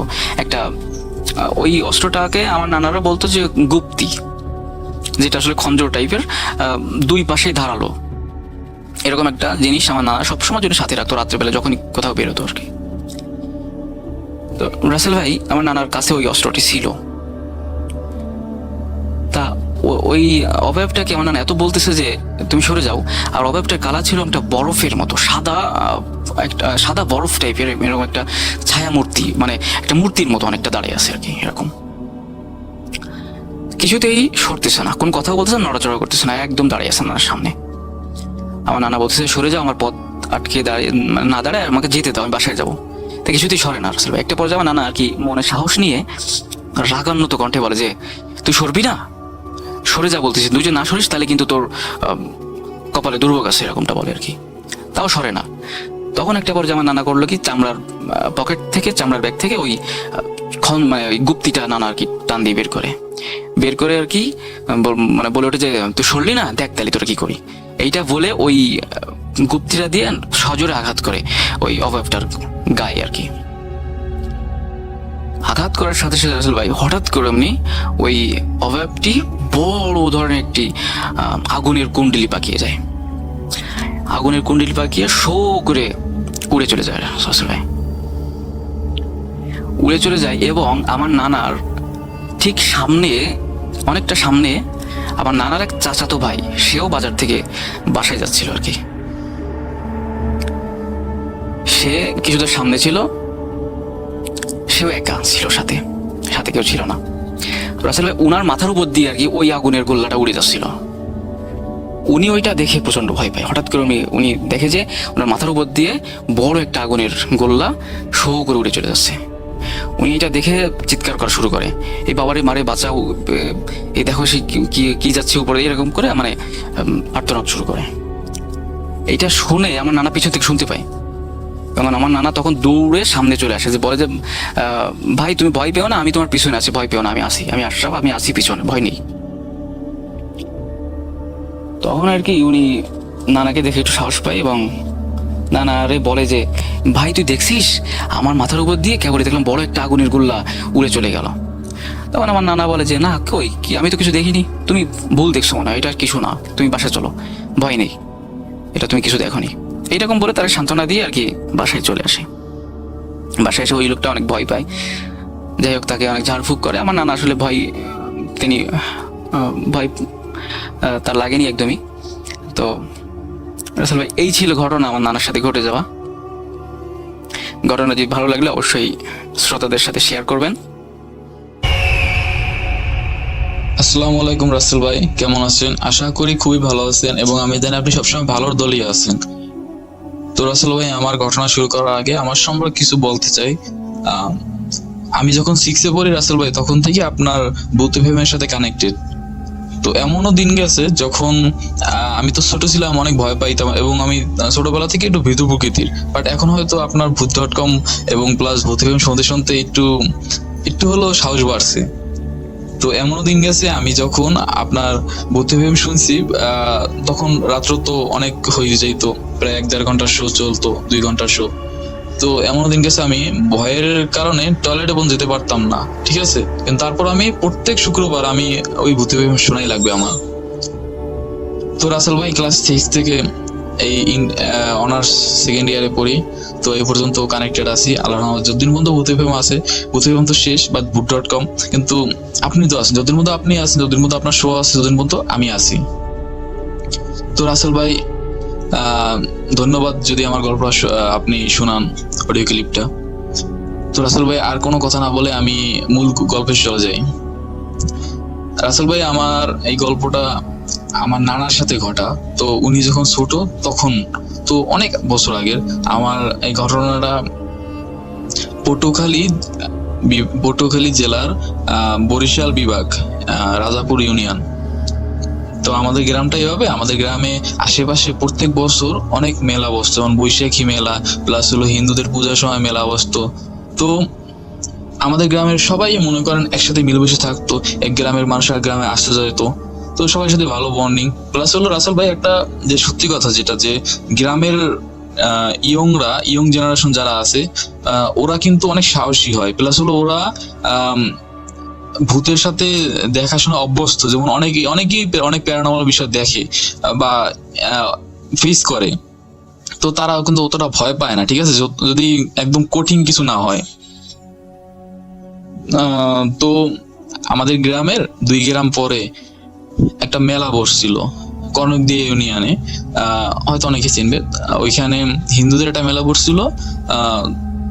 তো ওই আমাদের গ্রাম থেকে প্রায় 5 থেকে 6 জনের মতো একটা দল ছেলেরা ওই মেলায় গেছে। মেলায় গিয়ে আপনার অনেক মজা টজা করছে, প্লাস হলো অনেক মজা ফুর্তি করছে। তখন ওরা আর কি, ওদের যে ওখানে হিন্দু একটা পণ্ডিত আছে, উনি আর কি ওই বিভিন্ন দেবীদের নিয়ে পরিচয় দিতেছিল আর কি, ঠিক আছে, যে গল্প শুনেছিল এই দেবীর এর শক্তি এরকম, এর দেবীর শক্তি এরকমের। তো উনি বললো যে একটা অপশক্তি আছে, উনি হলো যে উনি ওনারে দেখলে কলেরা হয়, ঠিক আছে। তো ওটা কি জানি নাম বললো ওনার, ওই দেবীটার নাম বললো কি জানি, উনিও দেবী বাট অপদেবী। তো আমাদের গ্রামের ওই যারা গেছিল ওরা আর কি ওটা দেখে, মানে ওটা শুনি না আর কি হাসাহাসি করছে যে হ্যাঁ রে কি সুন্দর আর কি, যে কি এটা দেবী, মানে ওনার ইতে নাকি টয়লেট হয়, পেট খারাপ হয়, এই হয় সেই হয়, এটা নিয়ে হাসাহাসি করছিল। তো মানে পণ্ডিত ওনাদের মানা করছিল, যে গল্প শুনাইতেছিল উনি মানা করছিল যে না তোমরা এটা বইলো না। তারপরও ওরা নিয়ে হাসাহাসি করে তারপর ওরা যে যার মতো মানে মেলায় ঘুরে টুরে বাসার দিকে রওনা দিছে। তখন রাত প্রায় 12টা 12:30। তো ওরা রওনা দেওয়ার পর সবাই যে যার মতো আনন্দ ফুর্তি করতে করতে আসছিল। আমাদের এক গ্রাম থেকে আরেক গ্রামে যাওয়ার মাঝখানে একটা ব্রিজ ছিল, মানে চার আর কি, ওই যে বাঁশের তৈরি যেটা থাকে না সাঁকো, এখন ওটা আর কি ব্রিজ হয়েছে, বাট আগে সাঁকো ছিল। তো ওই সাঁকো দিয়ে পার হবার সময় সাঁকোর একটু আগে একটা রেন্ডি গাছ ছিল বিশাল বড়। তো দেখতেছি ওই রেন্ডি গাছের ওইখানে মানে একটা অবয়বের মতো, ঠিক আছে, সাদা কাপড় পরা। তো রাসেল ভাই ওটা দেখে ওরা কিছুটা ঘাবড়াই গেছে, বাট পরে ভাবলো যে আমাদের গ্রামের আশেপাশে তো বাসাই আছে, সাঁকো থেকে 2 মিনিট হাঁটলেই বাসা শুরু, ঠিক আছে, মানে গ্রামের বাসা বাড়ি শুরু। তোরা হলো হয়তো কোনো আন্টি আসছে শাকটুক তুলতে বা কিছু করতে, কিন্তু ওরা জিনিসটা ভাবে নাই যে একটা বা বাড়িতে 12:30 সময় কে আসবে, ওরা ওইটা ভাবে নাই। আর দেখতেছে সাদা শাড়ি পরার একটা অভাব, ওরা জিনিসটা অতটা খেয়াল করলো না। ওরা খেয়াল না করে ওরা হাইটটা চলে গেছে। যে ওরা ব্রিজটা পার হয়েছে, মানে ওই সাঁকোটা পার হয়েছে, তো ওরা দেখতেছে কি সাঁকোর গোড়ায় ওই মানে অভাবটা বসে রয়েছে। বসে হওয়ার পর ওরা একটু ঘাবড়াই গেছে, বাট ওভাবে ভয় পায়নি। একটু আস্তে হাঁটতেছে ওরা, আস্তে আস্তে গল্প করতেছে, বাট একটু হালকা পাতলা ভয় পাইছে। তো তারপর একটু সামনে যাওয়ার পর দেখতেছি কি একটা ওই মহিলাই দাঁড়াই রয়েছে। এবার একটা মহিলা রূপ নিয়েছে, মাথায় চুল, শাড়ি পরা, গা থেকে দুর্গন্ধ আসতেছিল, একটা কিরকম একটা দুর্গন্ধ। ওনারা বলছিল যে একটা বাজে একটা দুর্গন্ধ স্মেল আসছিল। তো ওটা দেখে ওরা মনে করেন অনেক ভয় পেয়ে গেছে, এবং ওরা মানে ওইখানে দেখতেছিল কি মানে একটা মতো রেগে গেলে একটা মানুষ যে এরকম ফোসায় না, বা যে সাপ যেরকম ফোসায়, ওরকম একটা ফোসানোর শব্দ হইতেছে ওই অভাবটার ভিতর থেকে।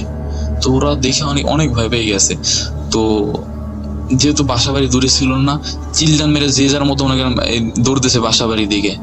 তো সবাই বাইরে আসছে, আসার পর ওদের আর কি নিয়ে হুজুরের কাছে নিয়েছে। ওই রাত্রি হুজুরে একটু মনে করেন পানি টানি পড়ে দিয়েছে, কইছে সমস্যা নেই, তোমরা যে বাসায় যাও ঘুমাও, সমস্যা নেই। যে যার মতো বাসা চলে গেছে, কোনো সমস্যা হয় নাই। তো এইভাবে 6 দিন পার হয়ে গেছে, কোনো সমস্যা নাই। তো 7 দিনের মাথায় ওরা যারা ছিল ওইখান থেকে একজনের অনেক টয়লেট হইতে আছে, পাতলা পায়খানা, ঠিক আছে। তো আর টয়লেট হইতে হইতে ওই লোকটা মনে করেন 3 দিনের মাথায় মারা গেল। প্লাস হলো ওনার ওইখানে যারা ছিল আরো যে 5 জন ছিল, ওনাদেরও সেম অবস্থা, ঠিক আছে। তো এইভাবে ওনারা একের পর এক মারা যাইতেছিল। 6 জনই পুরো 1 মাসের ভিতর 6 জনই মারা গেল। তো এই এর মধ্যে আবার একটা জিনিস শুরু হয়ে গেল রাসেল ভাই, যে গ্রাম, যেহেতু আমাদের গ্রাম এটা প্রত্যেকটা গ্রামই থাকে, বাসার আশেপাশে জঙ্গল থাকে, মানে বাগান টাইপের থাকে, ঠিক আছে, বড় বাগান, বড় গাছপালা। তো আমাদের গ্রামে ব্যাপক গাছপালা আছে। তো এখন তো রাসেল ভাই গ্রামের মহিলারা এক বাড়ি থেকে আরেক বাড়ি যায়, মাঝখানে হয়তো বাগান টাগান বের হইয়া যায়, রাস্তায় যাওয়ার থেকে বাগানের ভিতরে গেলে শর্টকাট হয়ে যায়। তো একদিন বিকেলবেলা যে 6 জন গেছিল তারা সবাই অবস্থাই খারাপ, সবাই মারা গেছে একদম এইতে টয়লেট হইতে হইতে। তো একটা আন্টি, নানু হয় আমার সম্পর্কে, তো উনি তো ইয়ং বয়সী তখন, উনি পানির কলসি নিয়ে এক বাড়ি থেকে আরেক বাড়ি যাবে আর কি, এক বাড়ি থেকে পানি নিছে ওনার বাসায় আসবে। তো বাগানের ভিতর দেখতেছি কি একটা সাদা শাড়ি পরা একটা মহিলা বসে আছে নারিকেল গাছের নিচে। তো উনি আর কি কেমন জানি একটা ভয় পেয়ে গেছে, এটা সাদা শাড়ি পরা এরকম মহিলা তো আমি আগে দেখিনি কখনো। তো উনি ভয় পাইয়া উনি জিজ্ঞেস করলো কে, একবার জিজ্ঞেস করছে ই করে নাই, 2বার জিজ্ঞেস করছে ই করে নাই, 3বার জিজ্ঞেস করছে। তখন উনি কইছে যে তুই কে, তুই তাকা, এদিকে তাকা, তুই কি কথা কইতে পারো না, এরকম একটা কথা কইছে। তো উনি যখন তাকাইছে উনি দেখতেছে কি যে এই মুখের মনে করেন চামড়া নাই, কোনো স্কিন নাই, মাংস মনে করেন খুশি খুশি পড়তেছে, এই অবস্থা মনে করেন। চোখ দুটো একদম লাল, মানে উনি দেখা উনি এক দৌড়ে কলসল সব রেখে দৌড় দিয়েছে, উনি দৌড়ে বাসায় চলে গেছে। রাত্রের বেলা ধুম জ্বর আর টয়লেট, ঠিক আছে। তো ওনার আর কি এইভাবে 2 দিন রয়েছে, 2 দিন পর উনিও মারা গেছে।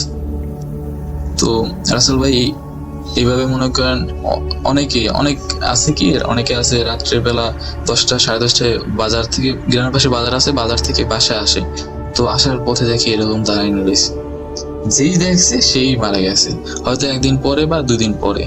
রাসেল ভাই এইভাবে মনে করেন গ্রাম থেকে প্রায় 30-40 জন মারা গেছে। তো ধরেন আমি আপনারে বলি জিনিসটা দেখা দেয় কি রকমের, ধরেন দুপুর বেলা, রাত্রের বেলা, তারপর হলো যে আপনার একদম শেষ বিকালে, এই সময়টায়। আর লোকালয় না, যেমন কেউ যদি বাগান থেকে যায়, বাগানে বইয়ে দেখা দেয়, রাস্তায় রাত্রের বেলা রাস্তায় বুঝে রাস্তা থেকে যাওয়া ধরলে কেউ, তখন দেখা দেয়। আর আমাদের ওখানে একটা তেঁতুল গাছ ছিল রাসেল ভাই, তো ওইখানেও দেখা যেত অনেক সময়। যারা বাজার থেকে আসে তারা অনেকেই ওইখানে দেখছে তারে, ঠিক আছে। তো আবার অনেক সময় আছে রাসেল ভাই, অনেকে গ্রামে তখন তো আর টয়লেট অতটা ছিল না। আমার নানার সময়, নানা তখন ছোট ছিল, তাহলে বুঝেন রাসেল ভাই অনেক আগের। তো অনেকে টয়লেট করতে বের হলে ওইভাবে দেখতো, সামনে বসে রয়েছে, তো পাশে বসে করতে আছে, ঘুমড়াইতে আছে, যেই দেখতো রাসেল ভাই সেই মারা যাইতো। তার অনেক পরিমাণ টয়লেট হইতো, অনেক পাতলা পায়খানা হইতো, আস্তে আস্তে মনে করেন সে ভিতর থেকে নিজেই যে মারা যেত। তো এভাবে রাসেল ভাই প্রায় 40 জনের বেশি মারা গেছে। মারা যাওয়ার পর সবাই দেখতেছে যে না, অবস্থা খুবই শোচনীয় হইতেছে রাসেল ভাই।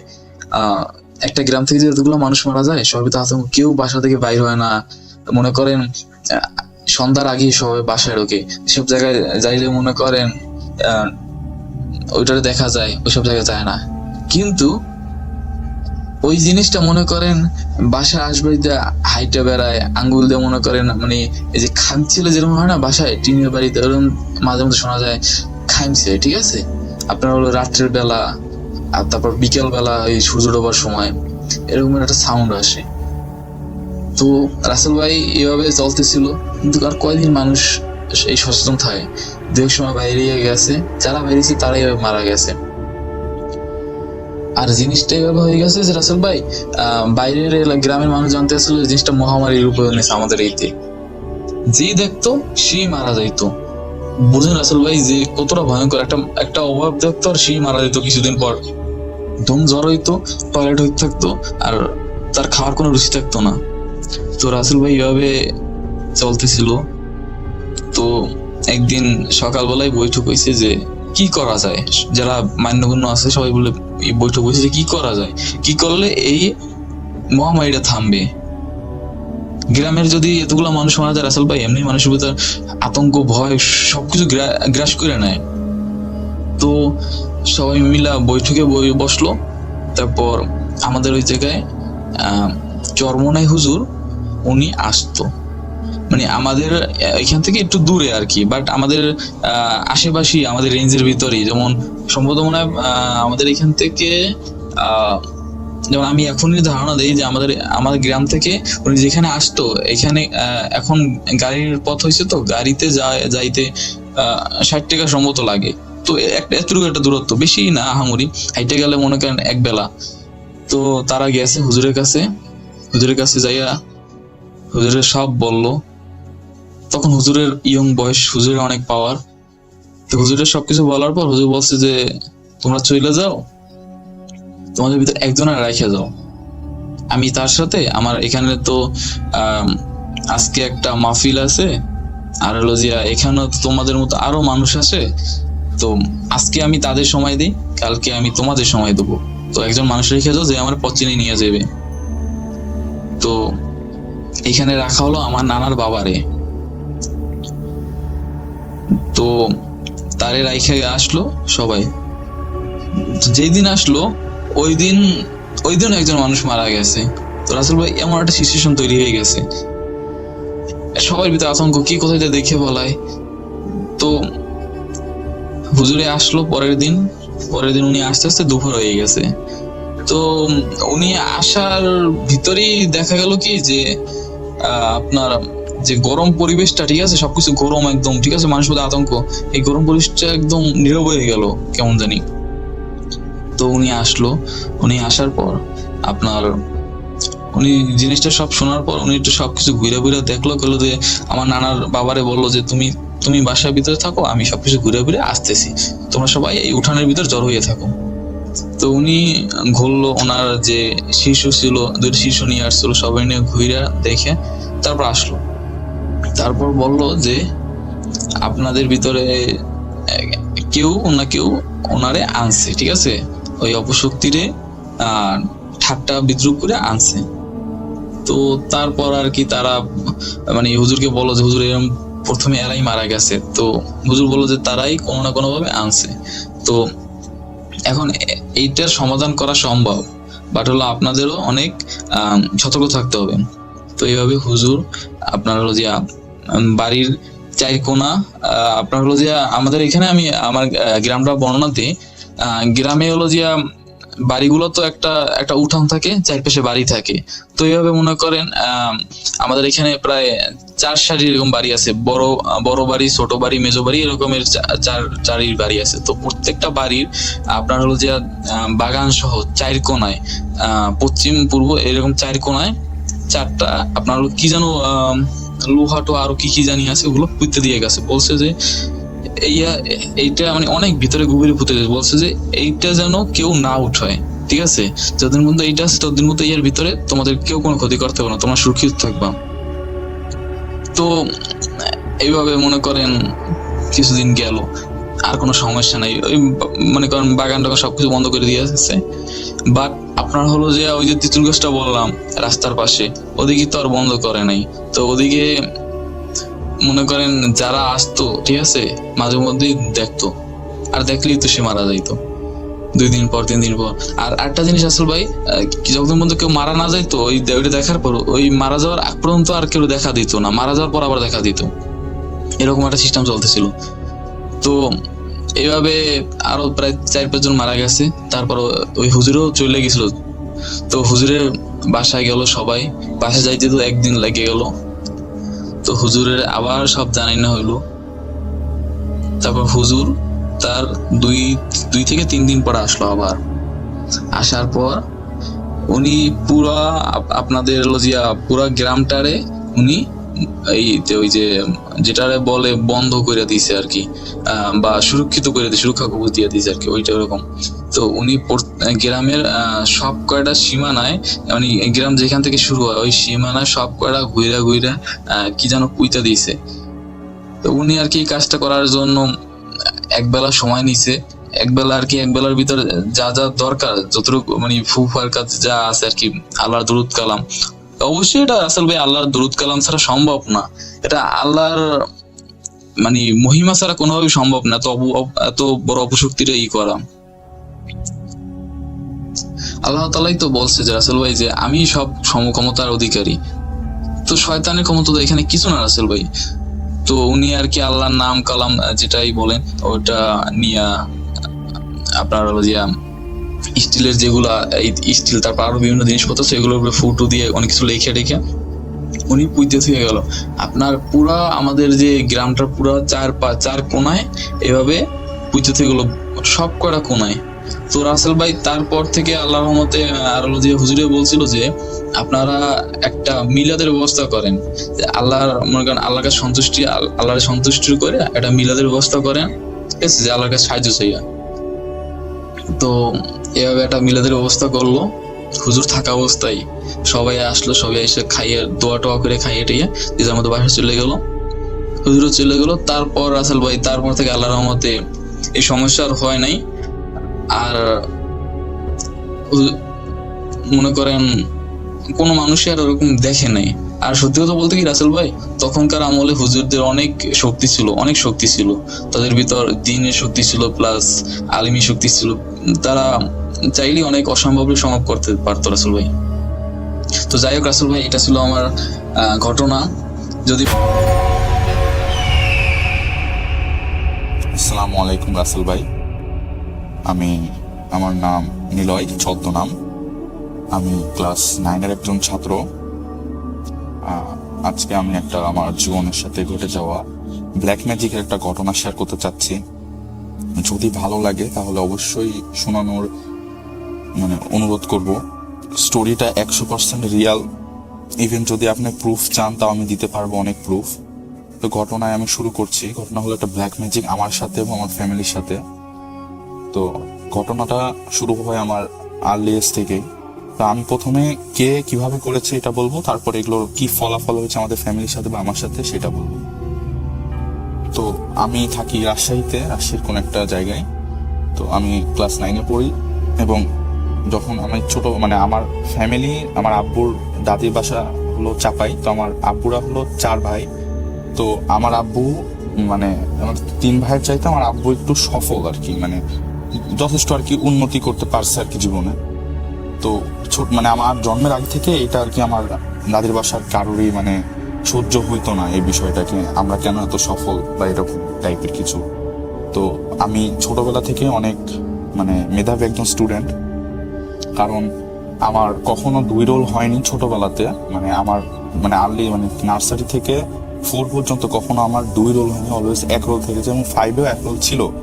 তো এটা কেন বলছি এটা সামনের ঘটনাতে বুঝতে পারবেন। তো কে করেছে সেটা হলো আমার দাদি এবং আমার চাচি। আমার দাদি এবং আমার চাচি এই জিনিসটা কাল ব্ল্যাক ম্যাজিক আমাদের সাথে করে। তো কেন করে এটা তো বুঝতেই পারলেন, কারণ আমরা একটু সফল জীবনে হইতে পারছি আর কি। তো আমার বাসায় কেউই আমাদের সহ্য করতে পারে না, আমার দাদির বাসায়। এই কারণে আমরা রাজশাহী এসে আমরা এখানকার স্থানীয় বলতে গেলে, কারণ অনেকদিন থেকে আমরা আছি, বাসা বাড়ি সবই আছে আমাদের এখানে। তো আমি ক্লাস 4 পর্যন্ত আমার সাথে কোনো কিছুই হয়নি বা আমাদের ফ্যামিলির সাথে। পরে আমি বকাটে টাইপের ছেলে হতে শুরু করি। আমার কোনো কিছুই আমার ভালো ছিল না, ঠিক ছিল না। আমি যেরকম পড়াশোনা করতাম আমার পড়াশোনা হইতো না।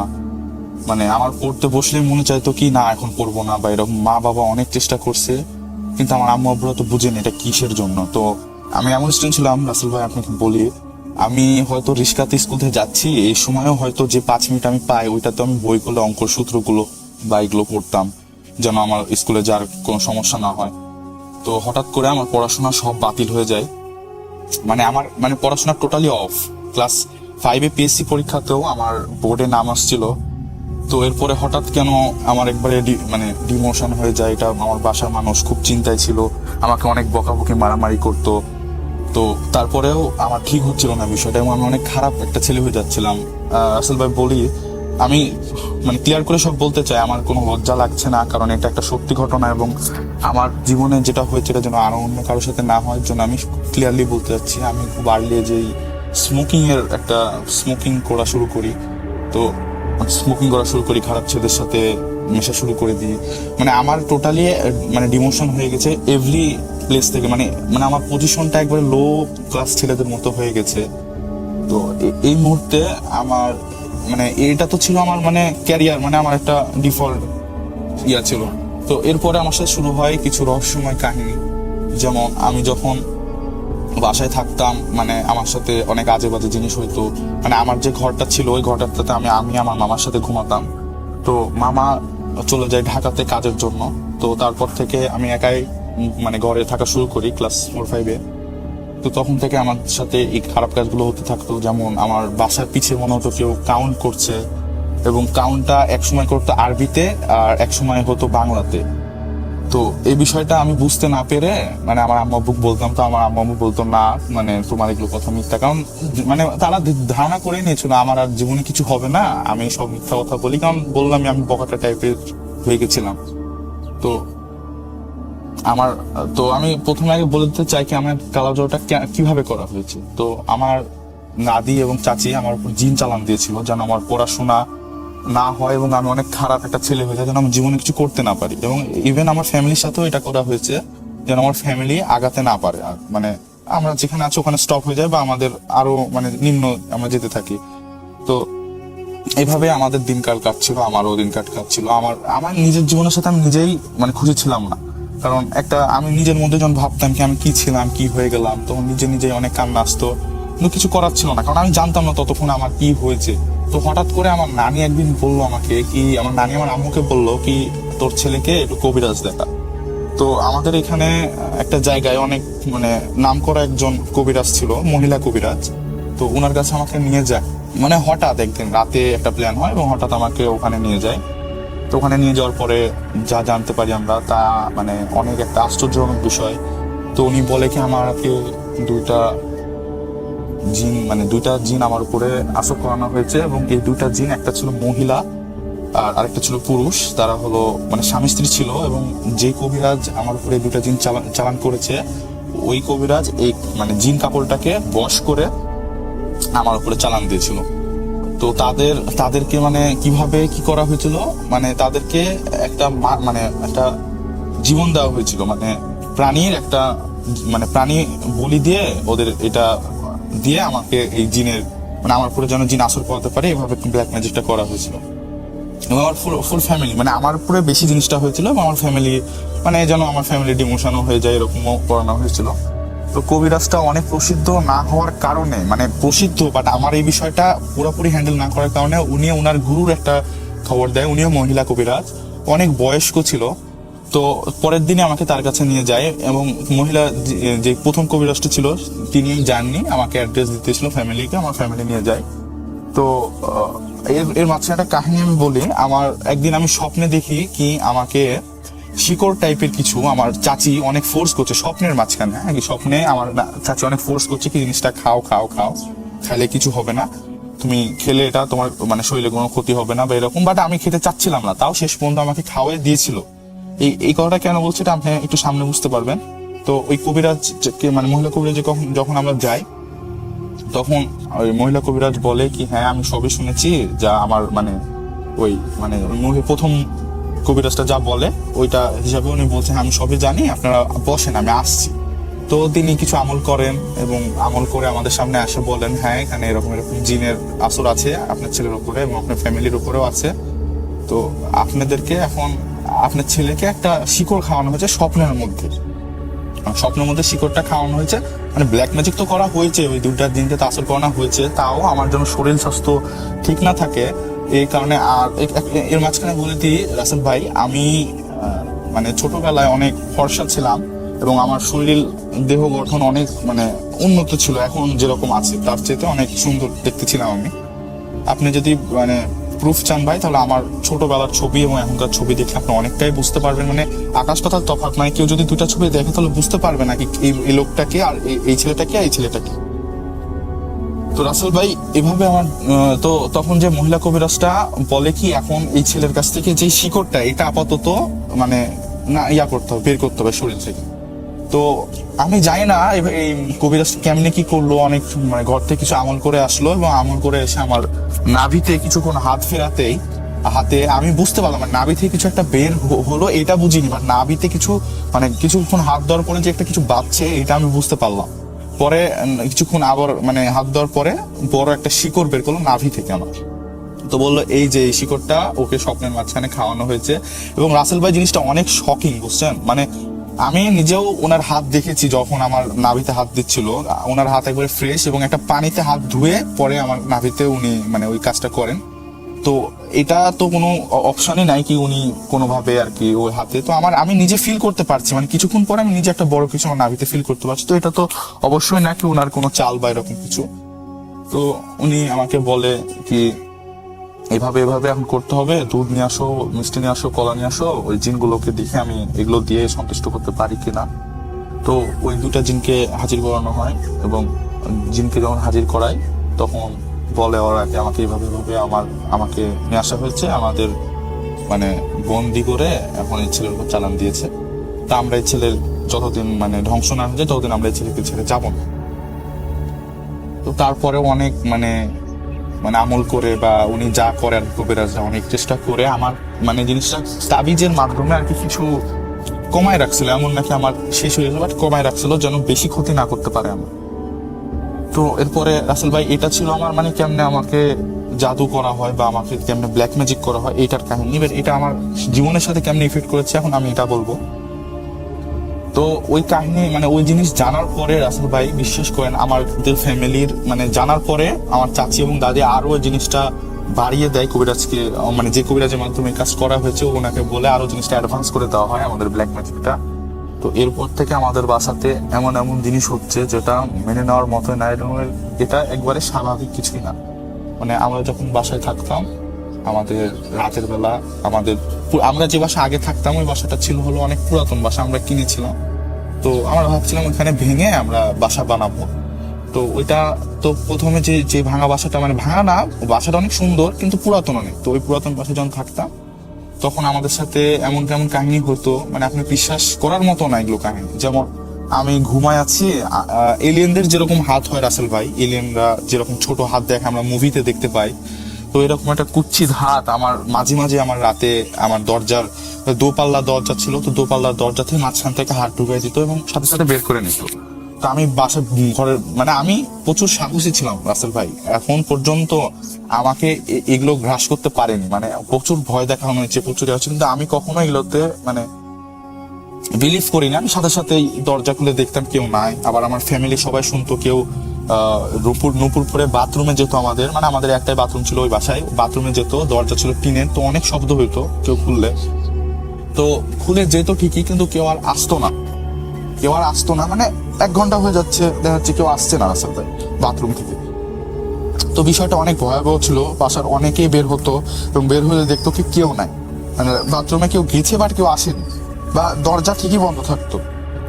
আবার মানে আমাদের ছাদে মনে হতো কি, আমাদের ছাদ ছিল 3 তলা, তো ছাদে যদি কোনো লোক দৌড়াদৌড়ি করে তাহলে নিচ পর্যন্ত শোনা যাইতো। মানে আমরা ছিলাম 2 তলায়, 3 তলায় মানে কিছু দৌড়াদৌড়ি হলে তো অবশ্যই শোনা যাবে। তো আমরা রাতের বেলা শুনতাম, শুনে সাথে সাথে যাইতাম, কিন্তু কোনো লোকের আনাগোনায় পাইতাম না। কিন্তু এটা কিন্তু অসম্ভব ভাই, কারণ একটা যদি মানুষ ছাদ থেকে নামতেও চায় তাহলেও তার কিছু মিনিট বা 1 মিনিট হলেও তো লাগবে, কিন্তু আমরা সাথে সাথে মানে দৌড় পেরে 10 সেকেন্ডে গেলেও দেখতাম কি ওখানে আর কেউ নাই। আবার আমি যখন একা থাকতাম ঘরে, মানে ঢুকতে যাইতাম ঘরে, তখন দেখতাম কি আমার বিছানার উপরে কখনো কখনো চেয়ারের উপরে একটা মহিলা বোরখা পরে বসে আছে, মানে বলতে বসে থাকতো, এবং যখন লাইট অন করতাম তখন জিনিসটা ভ্যানিশ হয়ে যেত। এবং মহিলাটা ছিল মানে আবঝা টাইপের, এমন নাকি পুরা মহিলা বোরখা পরে বসে থাকলে যেরকম হয় এরকম না, মানে বোঝা যাচ্ছে কি এটা মহিলা বসে আছে, বাট এটা ক্লিয়ার ছিল না। লাইট জ্বালানোর সাথে সাথে চলে যেত।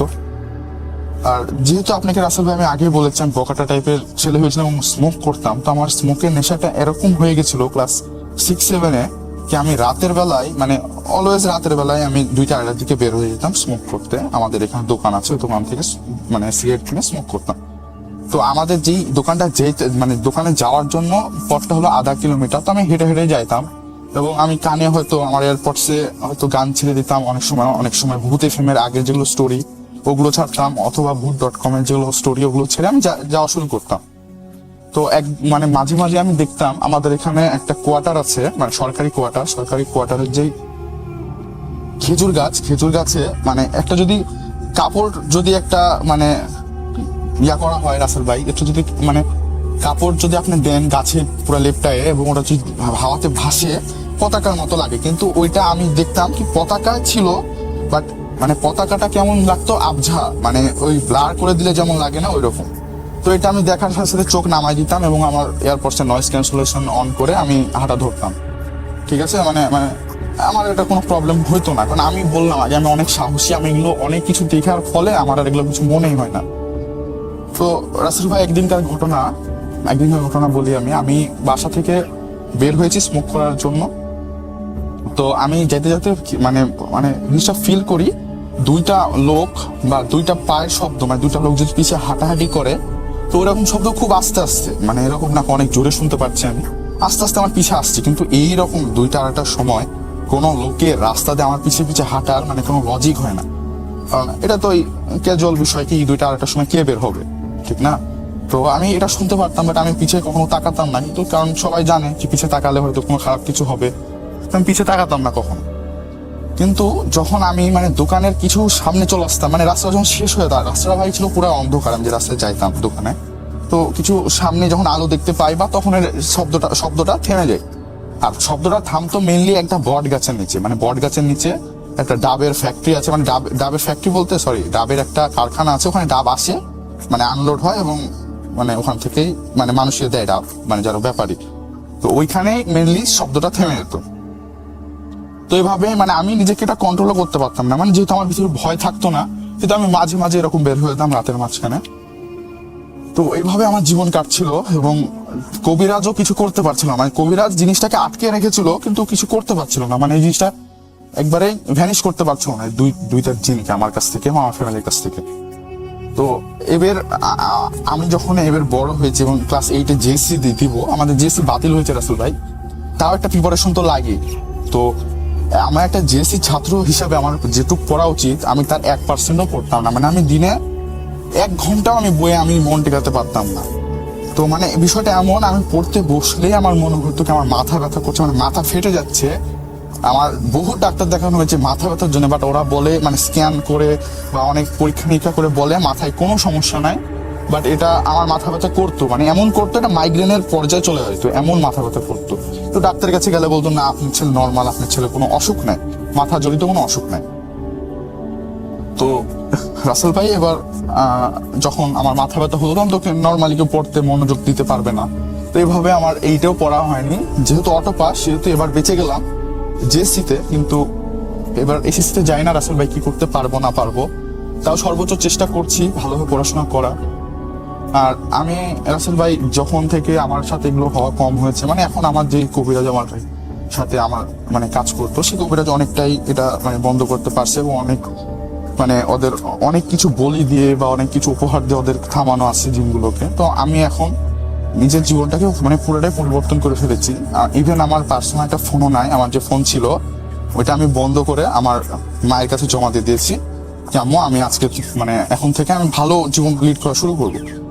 তো ক্লাস 8-এর পরে আমি যথেষ্ট মানে ভালো হওয়ার চেষ্টা করছি নিজের মাঝখান থেকে, যেহেতু একটা মানে আমার যেটা ছিল ভিতরে ওইটা কিছুটা কম, মানে যে জিনগুলো যেগুলো আমার আসর করতো ওগুলোর যেহেতু কম, আমিও নিজের মাঝখানে বিষয়টা এরকম করে গড়ে নিয়েছি যেন আমাকে আর কেউ এরকম মানে না করতে পারে, জিনগুলোও যেন আমাকে কন্ট্রোল না করতে পারে। তো আমি সব থেকে আমার ভালো, এবং আমার যে এত স্মোকিং এর যে অভ্যাসটা ছিল সেটাও এখন আর নাই, এখন আমার স্মোকিং এর বিষয়টাও নাই। এবং আমি যাদের সাথে চলাফেরা করতাম বকাটা ছেলেপেলেদের সাথে, ওদের সাথেও আমি আর চলাফেরা করি না। তো তাও আমাকে প্রতিনিয়ত এগুলোর শিকার হতে হয় রাসেল ভাই। যেমন আমি যখন ঘরে ঢুকি ওই যে একটা মহিলা বসেই থাকে মাঝে মাঝে, আবার রাতে আমার মনে হয় খাট কেউ সামনে থেকে মানে পায়ের ওখান থেকে চাড়ছে, কিন্তু যখন তাকায় দেখতাম তখন না, খাট ঠিকই আছে কিন্তু আমার মনে হতো খাট চাড়ছে। তো রাসেল ভাই এটাই ছিল কাহিনী, এখন আমার জীবনে হয়ে যাচ্ছে। যদি মানসম্মত মনে হয় ঘটনাটা আমি গুছিয়ে বলতে পারিনি, যদি মানসম্মত মনে হয় বা মনে হয় একটা ছোট ভাইয়ের নিজের জীবনের কাহিনী, এবং আমি কাহিনীটা বলছি কারণই হলো কি আমার যেগুলো মানে আমার সাথে যেগুলো মানে আমার বয়সের যেগুলো ছেলে আছে তাদেরকে আমি সতর্ক করতে চাচ্ছি, তুই যতই জিন তোমার উপরে আসর করুক, নিজের যদি ঠিক করতে চাও তাহলে অবশ্যই আল্লাহকে ভরসা রেখে ঠিক করা সম্ভব। কি আমাকে যতই জিন আসর করুক আমি নিজেকে পরিবর্তন করবো, আল্লাহর নাম নিয়ে শুরু করবা, দেখবা ইনশাআল্লাহ হয়ে গেছে। তো এই মেসেজটা দেওয়ার জন্য রাসেল ভাই আমার ইমেলটা দেওয়া, আর আমার জীবনের যেই সত্যি কাহিনীটা এটা যেন অনেক মানুষ জানতে পারে, এর জন্য আমার এই কাহিনীটা আপনাকে বলা। আর আরেকটা রিকোয়েস্ট আমি করব, যদি ঘটনাটা গোছানো না হয় রাসেল ভাই, আমাদের জানি আমরা অনেক মডারেটর আছে অনেক সুন্দর লিখতে পারে, যদি পসিবল হয় তো এই ভয়েস ক্লিপটা যদি ওনারা তাদের ভাষায় লিখে যদি মানে প্রকাশ করতে পারে, যে সিলেক্টেড হয়, তাহলে এটা করতে পারলে আমি আরো খুশি হবো রাসেল ভাই। কারণ আমি গুছায় কথা বলতে পারি না বা বলা শিখিনি এখন ওইভাবে। তো এটাই ছিল আমার কাহিনী, ভালো লাগলে পড়ে শোনাবেন। ধন্যবাদ সবাইকে, সব অডিয়েন্সকে।